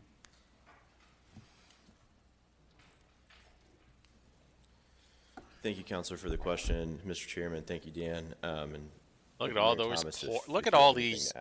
Look at all these clowns. Oh, there's Kristen Jones right there. Please feel free. I'll start by just briefly describing for those who haven't had a lot of these one-on-one conversations here recently, and I think appreciate the transition over time that we've had on our Henry Street Bridge project, which is adjacent to the 11 Park proposal. So as you all know, and for those in the audience, I became director of Department of Public Works early last year. And one of the first projects I got brought up to speed on is the Henry Street Bridge project, which is part of the White River Innovation District. And so as many of you remember, I know it was referenced earlier, the GM stamping plant site, that overall economic development project connecting the west side of the White River to downtown, now has been announced the Cultural Trail cutting through that territory as well, includes the Henry Street Bridge as the second phase of that project, and then Henry Street, which will connect from the Elanco development across the river on the Henry Street Bridge. Henry Street will then connect to Kentucky Avenue. And that, if you can picture it, is the southernmost point of the existing Diamond Chain site. So it's a skinny strip of land that we, DPW, we the city, Deputy Mayor Thomas and I have sort of embarked on a journey on over the last 18 months, really a last year, talking to the community and trying to better understand concerns that the community raised with the department and with the city as we brought that project to fruition. So last April, we began meeting with members of the community who were calling out and trying to get attention and draw attention to the history and the archaeology of the Diamond Chain facility, known now as the Green Lawn Cemetery. It was actually 4 cemeteries historically going back to the 1800s. And as was referenced, we know a lot more today than we knew a year ago, than we knew multiple years ago when the original project was incepted and the city and the state and Elanco signed a project agreement where the city now is tasked with executing this major infrastructure project. And so over the course of the last year, especially really in the last 8, 7, 6 months, we've started to drill down more and more on what a potential budget would be, because we don't want to run out of money for this project. And as we've done that, as our archaeologists, as our bioarchaeologists, as our historians have looked at just the information that we can collect and that's in historical record related to our 1 acre. Again, that's the city's project. That's the city's perspective on this and the information and due diligence that we've done. For that 1 acre alone, we anticipate finding 650 individual remains still buried at the Green Lawn site. And that is less than the number of remains we imagine originally rested in this right-of-way. The history of this site is complex, as I think you know, Counselor, because I think your church was heavily involved in this site originally. But the history of this site is complex because of not just one, not just two, but three, perhaps four different developments over time, over the last 150 years of the site. So the turnover of that soil, the disruption to the site complicates this. I've seen a few members of the community advisory group with us here this evening. A thesis that we had originally was that something called ground penetrating radar technology would not allow us to see what's underground of the site. And thanks in partnership to the private developer, we were granted access to that site, and through a grant from Indiana Landmarks. Dude, you're just yapping right now. This was a very simple question. Our hypothesis was correct. Because of the soil turnover, because of the complicated history on this site, those results were inconclusive. And so what we have to date is the best information available to us with that team of technical experts that has accumulated it. And we believe on our one site, on our 1 acre alone, on our site for our public works project, that's the magnitude of what we're encountering.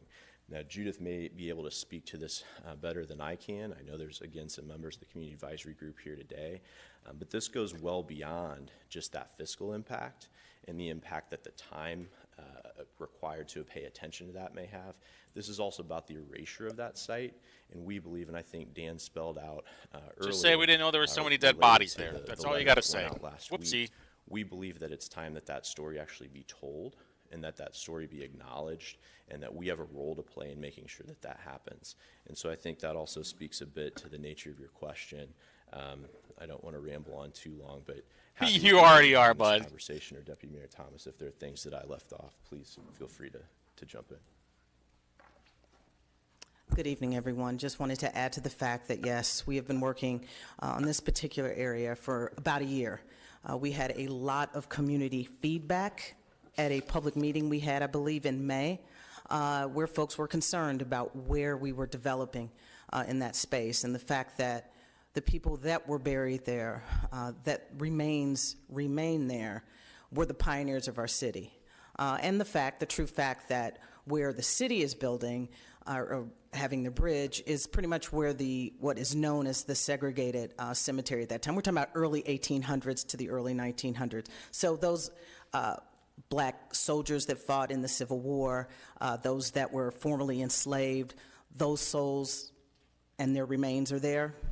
And as a result of the rest of the space, similar, we have pioneers of our city that are in that area and former Green Lawn Cemetery. And we've pulled together an amazing group of concerned community leaders in the area of history, archaeology, genealogy, to tell the stories of the people that were there. As we know that the AME churches that were established in early Indianapolis, their list the names of those people whose remains are at Green Lawn. There were some, as we may have known, if any of you have ever read about this situation, Confederate soldiers were moved and I believe placed at Crown Hill, and others were moved that could afford it, but the rest remain. And I think that is the feedback that we've received from the community, asking questions of what are we going to do? Dude, you just made this answer so much longer than it had to be. About a Holy year shit. On what those procedures will be. And just say we didn't know there were so many dead people there. We've been there. very intentional.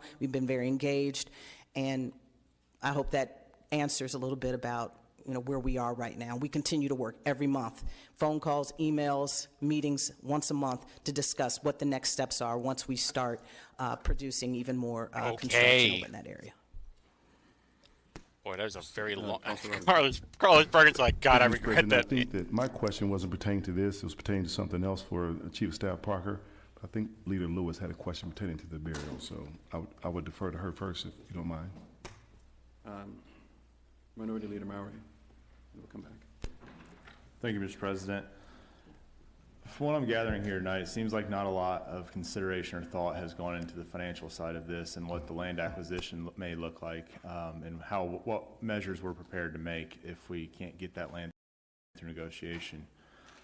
One of the things that I'm noticing is we're saying there's not any design out there yet. I heard you say that. Who's paying for the design of this stadium, and how much is that anticipated to cost? Good question. Yeah, I don't know. Much like how we designed and developed the Gainbridge Fieldhouse renovation project, I expect that we would manage that at the CIB, pay for at least part of the cost along with the ownership group. We'd be prepared to do that, and obviously it's part of the overall project cost that we are talking about financing, and that is sort of the genesis of this proposal in the first place. Without this proposal, there's no means to generate any PSCA revenue. So that's why this is the green flag. This is they literally have for those things. But the worst we would administration. work hand in glove, side by side, with the putative ownership group and designing the stadium. Sounds like you're just figuring it out as it goes. Gainbridge Fieldhouse, Lucas Oil Stadium, Victory Field. Gotcha. Appreciate that. So we would be investing in this, and so you're saying that this is already something where it's going to fall on the taxpayers' back to design the stadium, similar to what we've done in the past, as you said. I'm just confused. Has the Keystone development, they've already done their design? Did that cost the taxpayers anything to get that done? I haven't seen their design. I mean, I've paged through it. It's not finished, as far as I know. That wasn't the question. We had no input into it originally, so this is a much more collaborative way of approaching it, the way we've done it in the past. That wasn't the question, bud. Is to start together and finish together, as opposed to having to take over a particular design.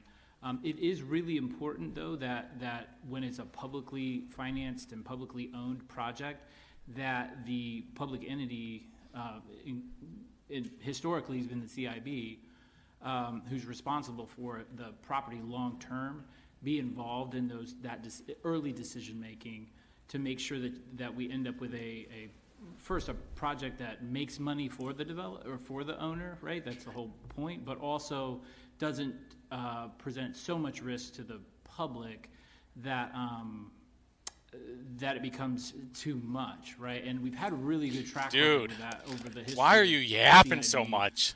In building sports facilities, and we would replicate that again. That wasn't the question. So just so I understand correctly, what you said is this would be kind of a historic thing where the city doesn't have to pay for the design of the stadium, and that if we went with Keystones, theirs is already designed, so the city wouldn't be out any money for the design, correct? No. I don't know that we would go with Keystone's design. I mean, that's not the matter before us, first of all.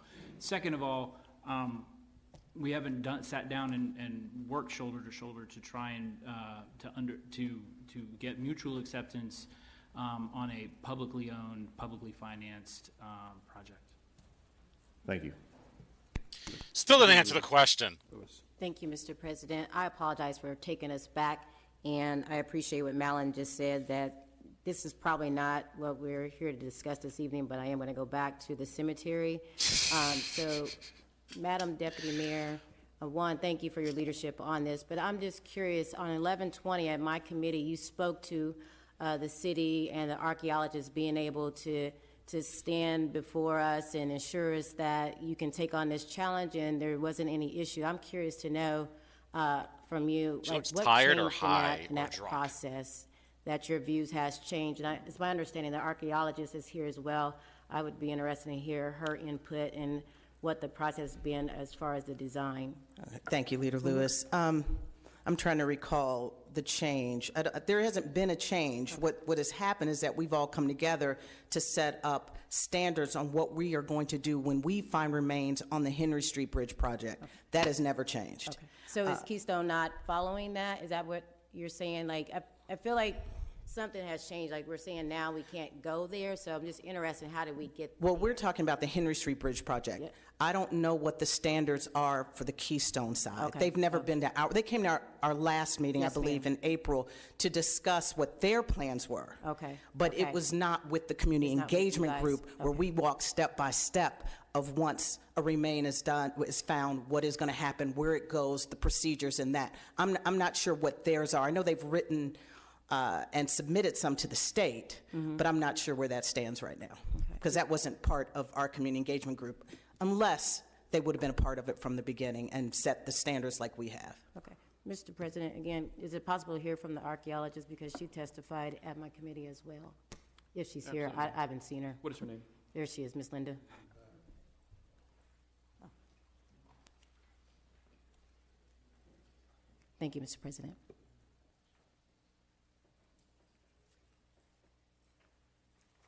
Good evening.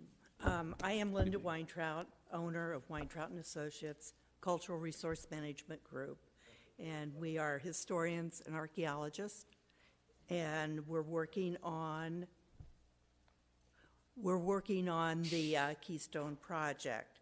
We also have worked with the city on their project as well. What are your specific questions? Maybe that's where I I'm sorry. Maybe if you can speak to the process that you have outlined. Is that a good place to start? That's a great place to start. Thank you. Okay.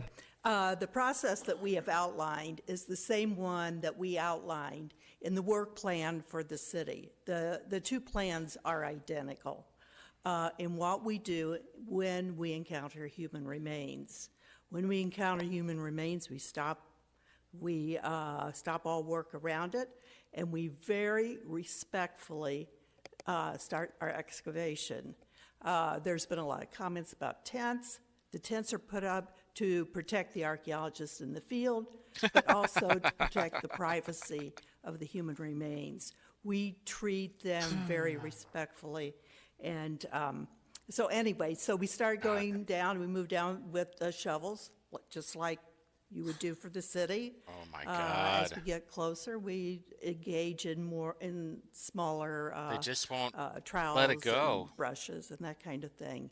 We do photograph each of the human remains. We use photogrammetry. What is up with these long-winded answers? Of them, and then they are very carefully removed.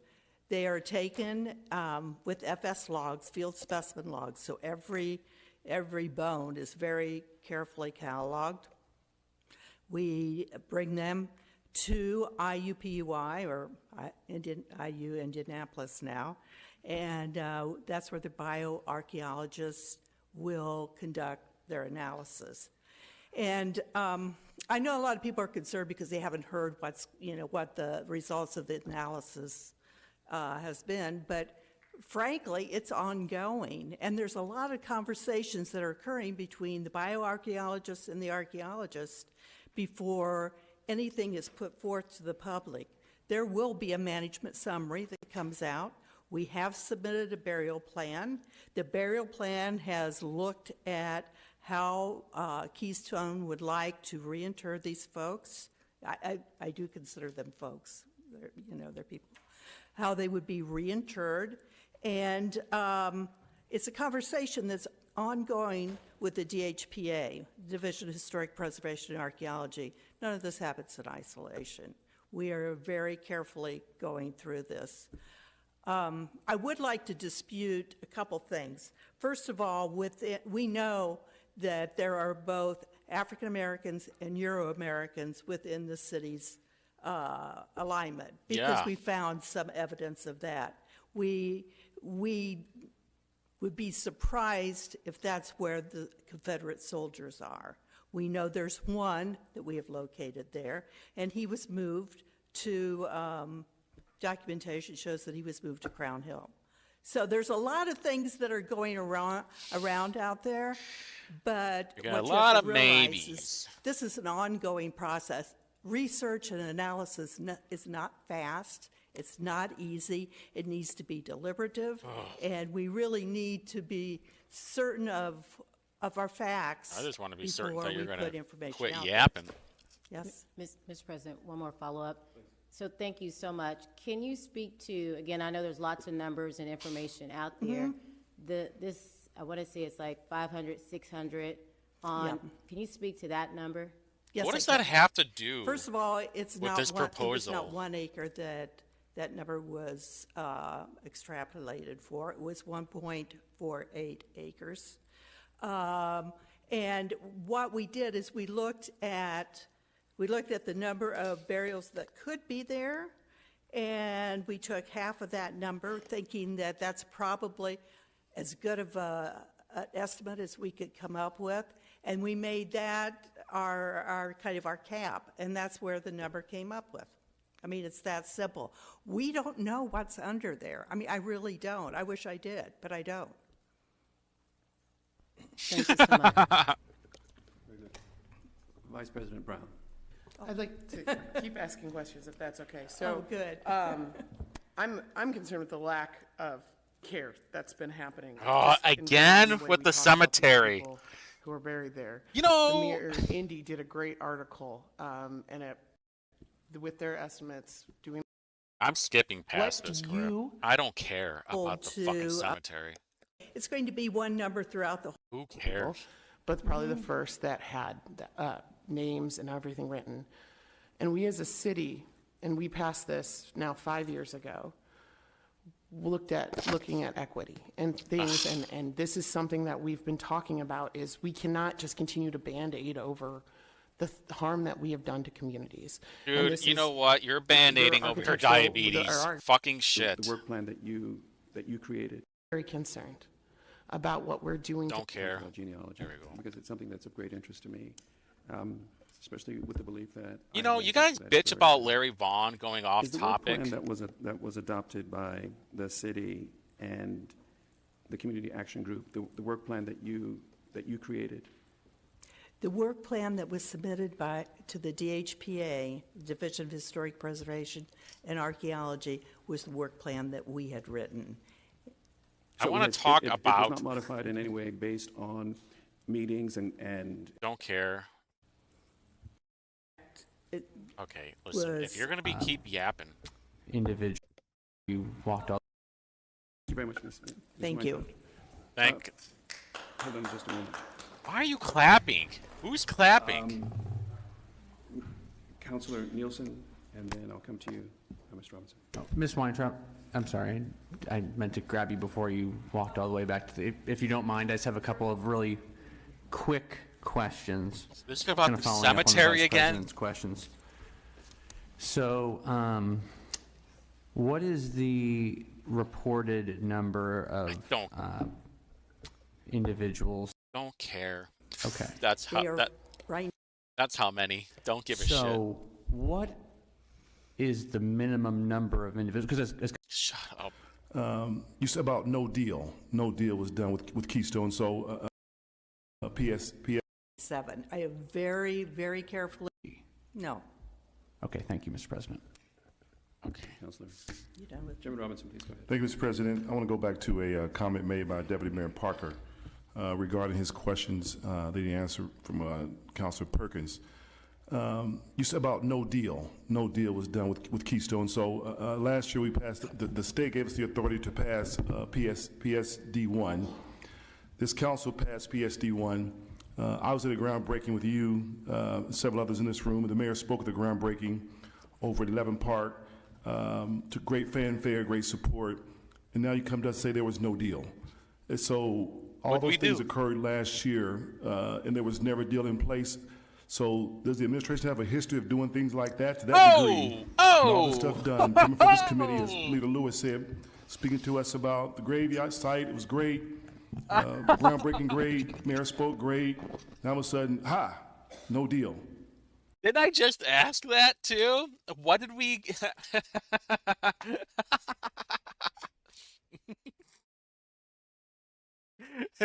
Oh man, my pause game is on point right now.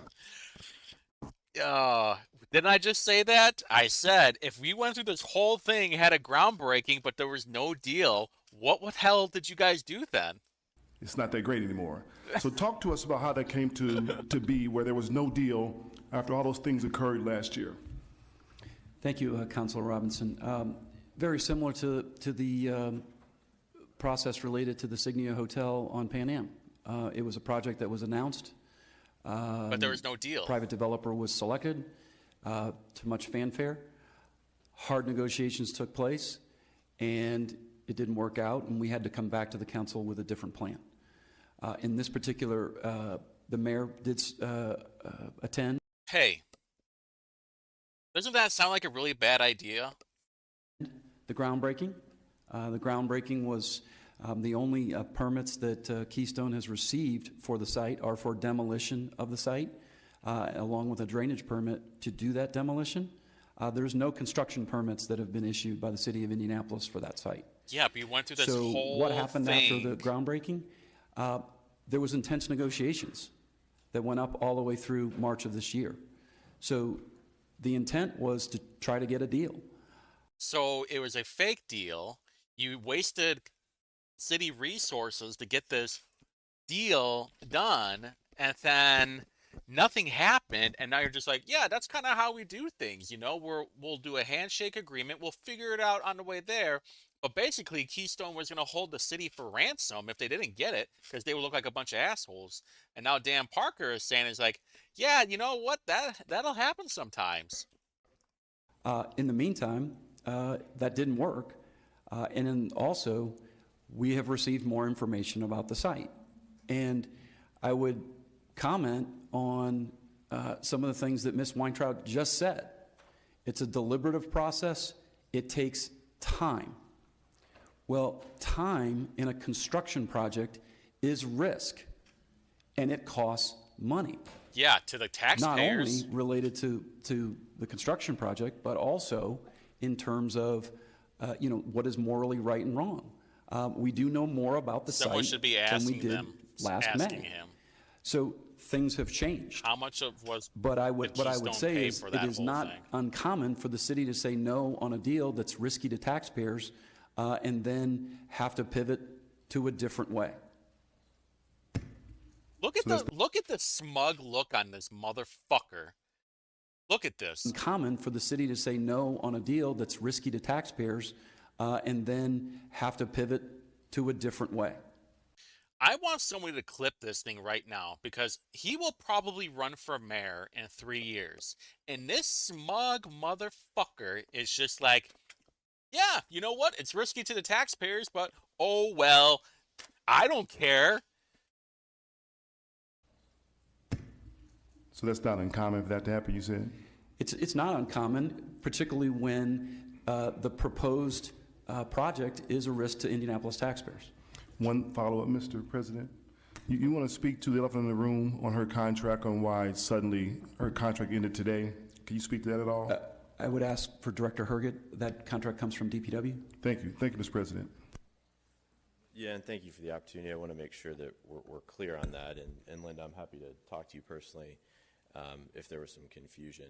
So the contract that the City of Indianapolis has for these services is with an engineering firm called CMT, and Weintraub and Associates is a subconsultant.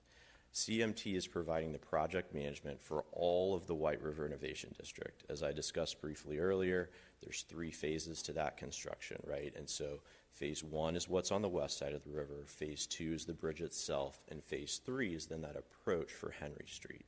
So what the department has been working on for several weeks now is a separate contract, okay, a separate contract to do the archaeological work for Henry Street, the excavation of the former Green Lawn site for our, yes, she's accurate, 1.359 acres in the memo that her firm, along with CMT, provided to the city in the analysis that we have. That separate contract would include the entire team of subconsultants. And so if that message was not relayed appropriately today by CMT, who I believe was trying to make sure everything's in line, because as Councilor Jones knows, we're doing the best we can to move forward with Councilor Jones, and I just spoke about this on Friday.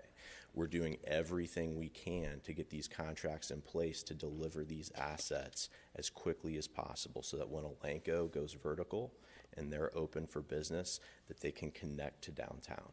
And so that phase 3 archaeology and excavation is going to be a separate standalone contract so that that work can begin in earnest, knowing for exactly the reason that Chief Parker just mentioned, that time is going to be of the essence here to do this right, to do this the way that we've committed to the community and the community advisory group that we're going to do. It's going to Dude, take you time just to yapped essentially get out so of the way. much. And so that's Oh what my that God. reference was to. And so if there was a miscommunication, No wonder this thing there's went been no for so canceling long. of any contracts. These like There's long-winded been a pivot answers that don't call need to it that happen. And how we will actually excavate. You guys are the for worst. Phase 3 as it relates to the White River Innovation District. Like waterboarding my ears right Very now. good. We have with us this evening two guests to the Look at Rules that. Committee, two fellow counselors, Counselor. Look at that Vaughn look. Gibson. Look at that look from Leroy. Very good. We have with us. He was not happy at all. This evening, two guests to the Rules Committee, two fellow counselors, Counselor Ron Gibson and Chairman Jared Evans. And I don't know if they've got questions or comments that they'd like to make. Well, thank you very much, Mr. Chair, Mr. President, for that opportunity. I think this is an opportunity of a lifetime, really, to attract MLS Major League Soccer Stadium to our city. I think the mayor's leadership is the right one, is the right timing, and I would hope that this committee would vote in favor of Proposal 175. I think the fact of the matter, we were talking a lot about the existing remains at the other site is in and of itself is very telling. As most of us as council members know, we've met with stakeholders of MLS, and they are not interested in building a stadium where remains exist. And the fact that we're talking about it today is really a moral issue, and why would we want to develop a soccer stadium that has moral issues there? So it's clear to me that I fully support the mayor's proposal and hope that the committee will support it today. What kind of interest does he have in this? Thank you, Mr. Or is President. he just basically their little lap dog? He's like, hey, I need you to shiver this whole proposal. Thank you for allowing me to say a few words and ask a few questions. This has been a complicated process, and it's by far not normal, and I appreciate Chairman Robinson's comments a moment ago.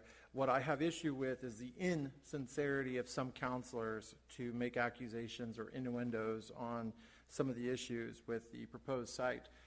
Just so the public is aware, and for record, Ms. Weintraub has been available to this council since November of 2023. At the same committee meeting that our deputy mayor spoke at, she was there. She has been available since then, and Keystone Group offered us before them, and she spoke before about 7 of my colleagues who showed up. So I want that to be on public record before anyone wants to insinuate anything else. And quite frankly, if what I'm hearing to be true, if we have 600 remains potentially at our site, it makes me wonder, should we move forward with building a bridge on those remains? Since this issue is apparently one of the big things that is stopping at the current site. Removing all of that, going into the finance, because one thing I've heard is the economics of it. What was a question to the administration, what was the gap in the economics of being able to use PSDA 1?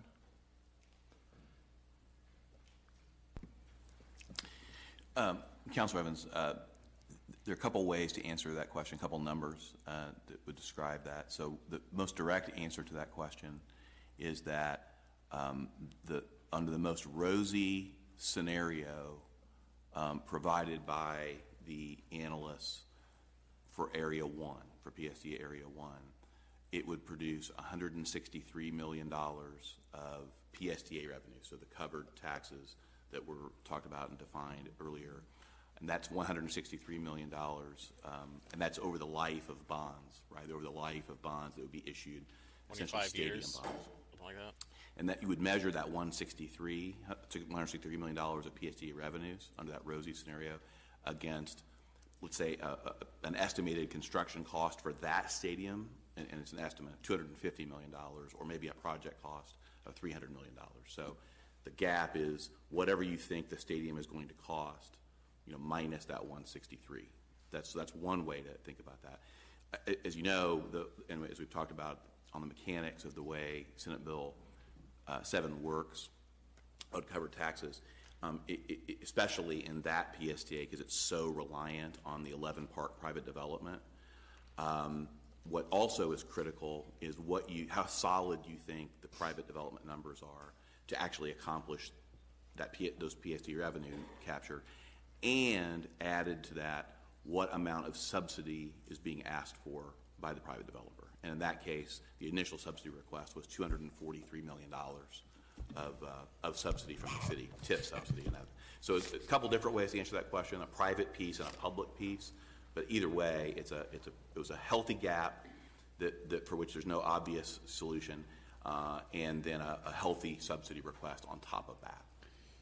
And I would add, Councilor Evans, that part of the rejection of that deal in the risk was, as Scott pointed out in the presentation tonight related to the 20%, the 20% was going to be provided, there would be no cash into the project cost. It was all in kind. And so when you think of a $300 million stadium, 20%, you're talking $60 million. That brings it down to 240, but there was no cash into the deal. And so with those parameters, that is why we said no to the deal and ceased the negotiations. Mr. President, if I may. Please go ahead. Thank you, sir. With not putting in cash on their 20%, what was I assume we've been in communication with our state partners who passed this legislation. What was the feedback from them, or what is the intent, or what was their expectation? I want to know how much money the The taxpayers expectation was lost. that there would be 20% cash in for the construction costs, not necessarily the total project costs, but the construction costs. Oh, that's it? And so, as Scott mentioned, that would be somewhere between $250 and $300 million. And so that same parameter related to this second PSD has to apply because it's part of the law. And as Scott said, the State Budget Committee would review anything that's submitted by the city over there. And so that's one requirement that's going to have to apply. And so those two things, number one, it wasn't going to generate enough in the PSDA. Second was the cash contribution, and then third was the supplemental, city incentive TIF application. That was just too much. Is there a ceiling on the PSDA as to how much it can capture on the state's end? Yes, sort of. I'm asking that question because when we talk about what a PSDA captures, PSDA 1, PSDA 2, could we not have expanded PSDA 1 or included additional parcels in PSDA 1 to contribute more revenue into that? I think two things apply to that question. Is that you're talking about a 1 mile radius. Yeah. So it has to fit within the 1 mile radius. Yeah, that was the deal. The second one, like we talked about, has more development in the pipeline that can feed revenue into it. That's new development within the 1 mile radius. Yeah. Yeah, and then Councilor, to answer your first question on that round, is that yes, there is a cap in the Senate Bill 7 legislation on state revenue. So the maximum state annual revenues are capped at $9.5 million. And Mr. President, my last question, if I may. Please go ahead. Thanks, sir. If this council does not move forward PSDA 1, will the mayor, if the council does not move forward on PSDA 2, the one before us, what is the mayor's intentions when it comes time for that deadline to the budgetary committee? Probably nothing, right? No soccer stadium gets built. The intention would be not, by the defeat of this proposal, we're hurting our chances to get MLS. And if we don't have MLS, we will not be building a soccer stadium. Therefore, PSDA 1 would not be submitted. Thank you. Additional questions or comments from committee members? Okay. All right, seeing none, I would like to open this, open the floor to Now those they're going to who have public signed up. comment, which we kind of don't give a shit Madam about. Clerk, do you have that list? But right. except for There will be one, 2 except minutes. for one comment. My boy. Where's my guy? Oh, there he is. The glass man himself. My guy, Larry Vaughn. I'd just like to go to one place, Mr. President. We've had people come in here tonight talk about exhuming bodies and so forth. Well, the statute says that after 80 years, any perpetual trust that operates a cemetery, after that 80 years, they can notify the ancestors of those who are interned there. And if they don't respond to that notice, then they can repurpose that land. That's in 80 years. So what we're talking about is people who were buried many years ago that we know not how many or how they were buried. So I think for these people to come in, it's very disingenuous to come in here, race baiting this council into making some kind of decision when you really don't need to do that. The deal that's on the been put on the table tonight, why would you go through this process of bond issues and everything else, and at the end of the line end up with a phony soccer team and a phony stadium? Even the Romans sponsored their coliseums. The taxpayers paid for them. If you're going to do that, you might as well get the best you can get and not a phony soccer team that have lost all their games in the times I've been watching them. I think the city needs to move forward and get the best that they can get. And I just strike from the record any of the race baiting that's been going on in this room. Nobody cares. I'm a black man, right? I don't care about somebody that's been buried in a place 200 years ago. I got nothing to do with that. The land had to be repurposed. I'm sure there was a cemetery or a battleground where we're standing right now. So I think I'm sick and tired of the race baiting that goes on in this room. Sick and tired of it. And you let them come in here, they should be rebuked and driven from our atmosphere because all they're doing is race baiting, and I'm sick and tired of it. Larry Vaughn. Love it. Then look at this guy. Typical lib. One, we don't need people being a sight. Okay, don't care. All right, and then we're going to move into the final comment of the Indianapolis Speaker's City list, Council. is that correct? That is correct. All right, very good. Thank you. I started playing soccer in the 70s before it was even a recognized sport in my hometown. I was on the state runner-up soccer team in high school in 1978. You old. I played soccer through college. I played in men's leagues until my ortho injuries caught up with me. All four of my kids played soccer. I had two kids in travel soccer. I've held Indy 11 season tickets in the past. I've been to many, but not many anymore. games. I consider Indy 11's management and owners as friends and great people of this community. Look at that. Handshakes and hand jobs from old Danny Booty. I've taken my grown kids over to Europe to witness just soccer because it meant that much to us. Imagine having that much money. You're like, I'm just going to go to Europe and watch some soccer. So soccer just holds a special place in my life, and that's why I've taken this issue. Huh? That it? Are you As the crying? most serious issue I've ever faced here on the council. Oh my God. This guy is crying about a soccer stadium. Really? With record crime, the roads are garbage, our prosecutors and our courts are completely messed up, and this guy is about to shed a tear over a soccer stadium. Really? Democrats, you got to get your priorities in order. I'm excited about this MLS opportunity here in Indianapolis. And with that objective being what's the greatest chance What an absolute of joke. hopefully landing an MLS team in this city, we really must I've had to separate emotions out of this analysis. Really? Cause you're about to you're about to just start ugly crying in front of everybody right now. And focus on what I see as the facts. And to me, the most significant facts are two that drive my decision this evening. One, the MLS will not build or support a team on the Diamond site, unfortunately.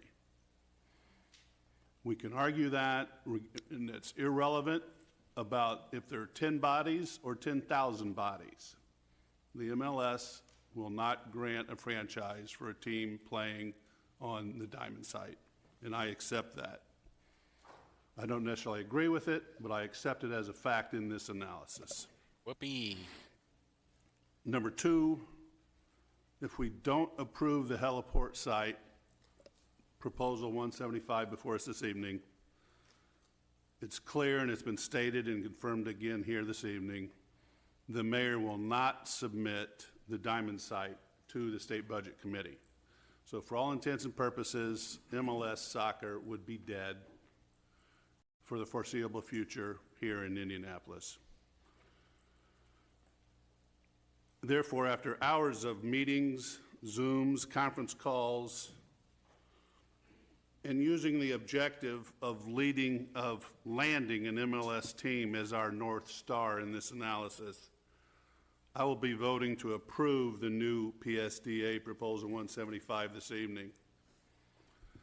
Going forward, it is my hope that our city and this council will treat Keystone and its owner and the Indy 11 population fairly, including but not limited to, if Keystone chooses to sell the Diamond Chain site, that the city pay fair market value for that land for purposes of waterfront development, which is another objective of mine as on this council of increasing our city's usage of the river, because I consider that a tremendous untapped asset for our city.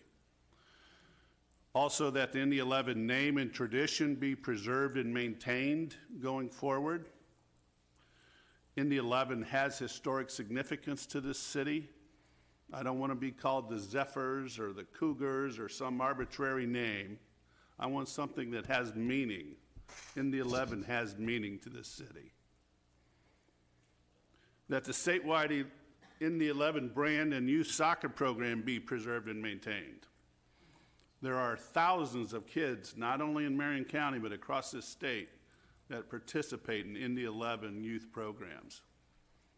That is a considerable asset that cannot be ignored, nor should it be dismissed and just disposed of so arbitrarily. And finally, that Keystone and its owner be offered the reasonable opportunity to participate in the investor ownership group, even if only as a minority owner of the MLS team. And I will do what is within my power to affect these objectives going forward.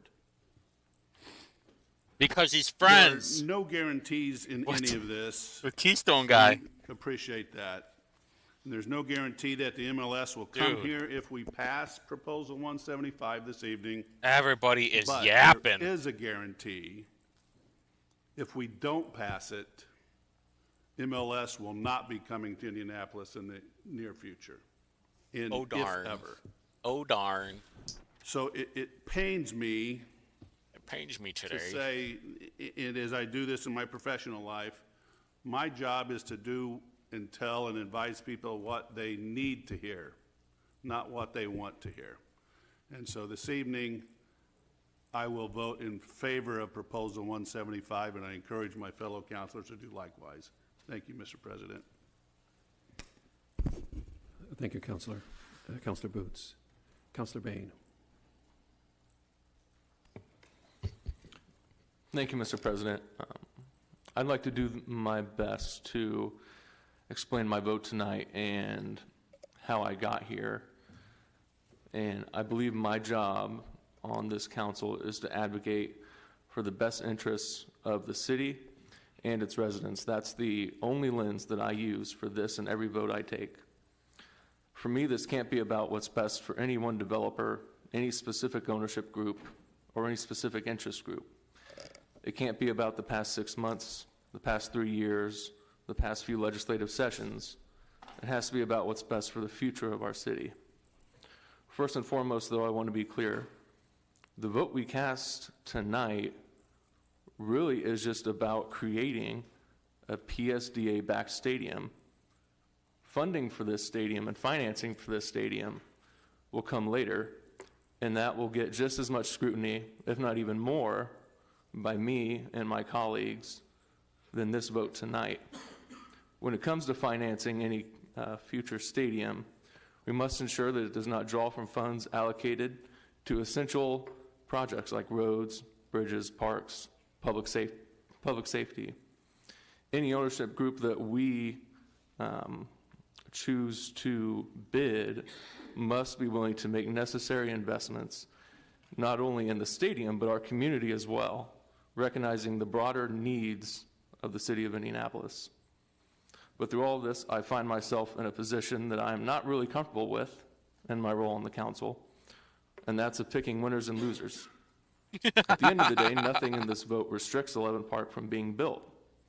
It can be built privately right now, privately funded and developed. However, when developments rely on government subsidies, there are inherent risks that come with that. And we're seeing that played out tonight and over the past few months. I agree with Councilor Boots that my public statement to Mr. Glick and this ownership group is that those involved with Indy 11 deserve to be part of that ownership group going forward. Throughout this process, I've listened intently to voices from all corners of our community. I've spent countless hours engaging with individuals, understanding their concerns, considering their perspectives. I want to express my gratitude to everyone for their engagement, their passion, their commitment to our city's future. Mike, still get off your phone. For taking time to explain your viewpoints to me and answering questions literally all hours of the night about this. I've told everyone from the beginning that I'm going to be staunchly open-minded until the last day. And I can sit here and tell you that I've done that. Going forward, I do believe that the city continuing discussion around Major League Soccer is what's best for the future of our city, which is why I intend to vote in favor of Proposal 175 tonight.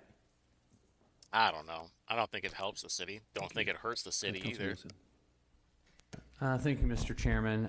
I will be brief and a little choppy because I agree with most of what has been said by Councilor Boots and Councilor Bain, both colleagues who I've really enjoyed getting to know and appreciate their wisdom from their time on the council. Shut up and I just get want to to make it. an observation and a call to action, and we're approaching hour 3, that this kind of energy and focus and commitment should be carried This better not go to Vision Zero, or I'm going to lose my fucking mind. on to other quality of life issues that our city faces. I know Councilor Perkins made that note earlier, but if we took this same kind of energy and commitment to solving chronic homelessness, Oh, here or we possibly go. ending homelessness altogether, I believe that's within reach. So I challenge all of you to Why don't continue you to show take up. them? Why don't you house And them? that's all parties involved, the administration, this council, and this community. How many homeless people have you taken in, Andy? Huh? Because while soccer is important to the future of the city, many of the quality of life issues that we don't often elevate to the levels they need to be have this kind of thorough discussion and this nimbleness just now and figuring the that ability to use innovative financing mechanisms to reach our goal. With that said, I will also be voting in favor of Proposal 175 Obviously. tonight. Obviously. As I indicated in my questions earlier, I will be extremely analytical and critical No, you of won't. any financing deal that is presented in front of this council. No, you won't. And anything that even remotely puts at risk the financial health or the ability for our city to make investments in basic services and quality of life issues as subject to that financing deal, I will not No, you support. won't. No, you won't. So I believe that this You'll is an important support step whatever they forward. put in front of you, It does Andy. not authorize those funds, shut as up. Councilor Bain has indicated, but does provide the opportunity for us to continue those discussions. Thank you, Mr. Chairman. Listen, Andy, we both know whatever the council puts out in front of you, you're going to agree to it. Not one time have you voted no on anything. And you're just going to do what a good little bitch does. Say yes to whatever Bob says to do. Councilor Perkins. Thank you, Mr. Chairman. And thank you to my colleagues. Thank you, Councilor Boots, for so much yapping. Laying out what I also believe. I am convinced that every person in Indianapolis, Everybody regardless wants of to get on race their and soapbox place, and be the deserves main dignity and character. respect as citizens of the Especially city, Doctor both of in Ministry life Perky. and death. Oh my God, Unfortunately, throughout the process of dude, developing you're the pro Diamond baby Chain killing, site, bro. we uncovered Your neighborhood mistakes is a in historical crime harm haven. that was an injustice to citizens of Indianapolis. Here we go. Many of which were black residents of this community. Here we go. Some of which were the founding members of the congregation in which I serve. For over 100 years, this injustice has existed with no political appetite to honor the ancestors Okay, around the city. I'm skipping. I can't do Future it. generations, how we might honor Blah. those before. Okay. Work alongside. Blah. Sit.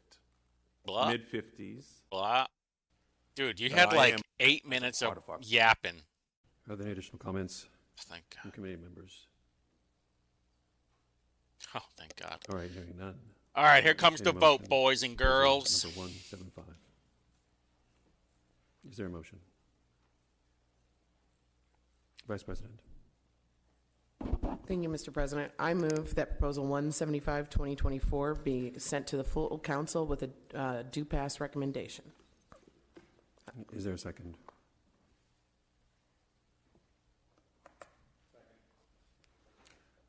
Right, the motion's been properly moved. Oh, and Maggie didn't seconded. want to Any second additional that. comments? All right, hearing none. Madam Clerk, how would you like us to vote? Thank you, Mr. Chair. May we do a roll call vote? Very good. Let's Thank begin. you. Very, very good. Counselor Anay, Nay. And Nay goes, nay. Counselor Bain, Aye. Counselor Boots, Aye. Counselor Brown, Aye. Counselor Delk, Counselor Dilk, nay. Counselor Lewis, Lewis, nay. Whoa, Counsel- wait, what? Wow, Maggie Lewis with the no. Man, she has bigger balls than Annie Nielsen. Incredible. Mowry, Mallory, nay. Counselor Nielsen, Nielsen votes yes. Of course you do. Counselor Perkins, Perkins votes yes. Counselor Robinson, Mr. President, my business has a interest in one of these properties in this new PSDA site, so I'll be abstaining from voting this evening. Very good. Oh, what have I said? So many times these counselors have skin in the game because of their boss. Handshakes and hand jobs. Never forget. Thank you. Chairman Osley. Aye. Thank you, Mr. Chair.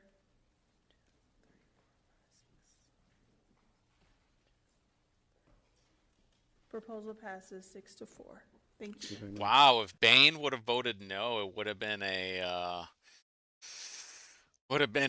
tie. That's interesting.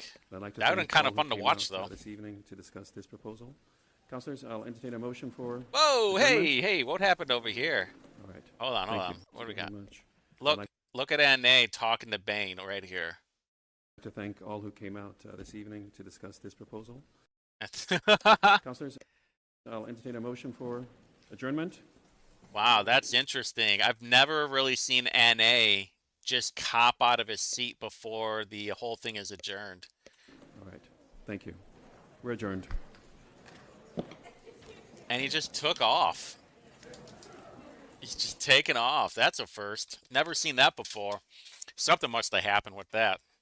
I don't know. Maybe the caucus was upset or something. I mean, he made a good point. I don't think the stadium will hurt or help Indianapolis. I mean, if you want people to come and visit downtown, they need to feel safe. It's really just that simple. But there's still plenty of work to do because you still have the budget season going on, and then you'll have this going on. It'll be interesting to see what happens in the next couple of months, especially like end of June, beginning of July. And then, there's going to be a lot of handshakes and hand jobs, and we still don't even know who's going to be the owners of it. Lots to do, lots of information, lots of question marks. But this will be the only council video that I do this week because there was a 9-minute meeting on changing or memorializing a road, and then there was no committee meeting today for, I think, Office of Sustainability or Environmental, whatever it was. But, and then the full council is next Tuesday or Monday, whatever it is, June 3rd. And then they'll have to approve all of this. And yours truly will be there like I am every time. So if anybody's watching this and they want to come and say hi, go for it. But until next time.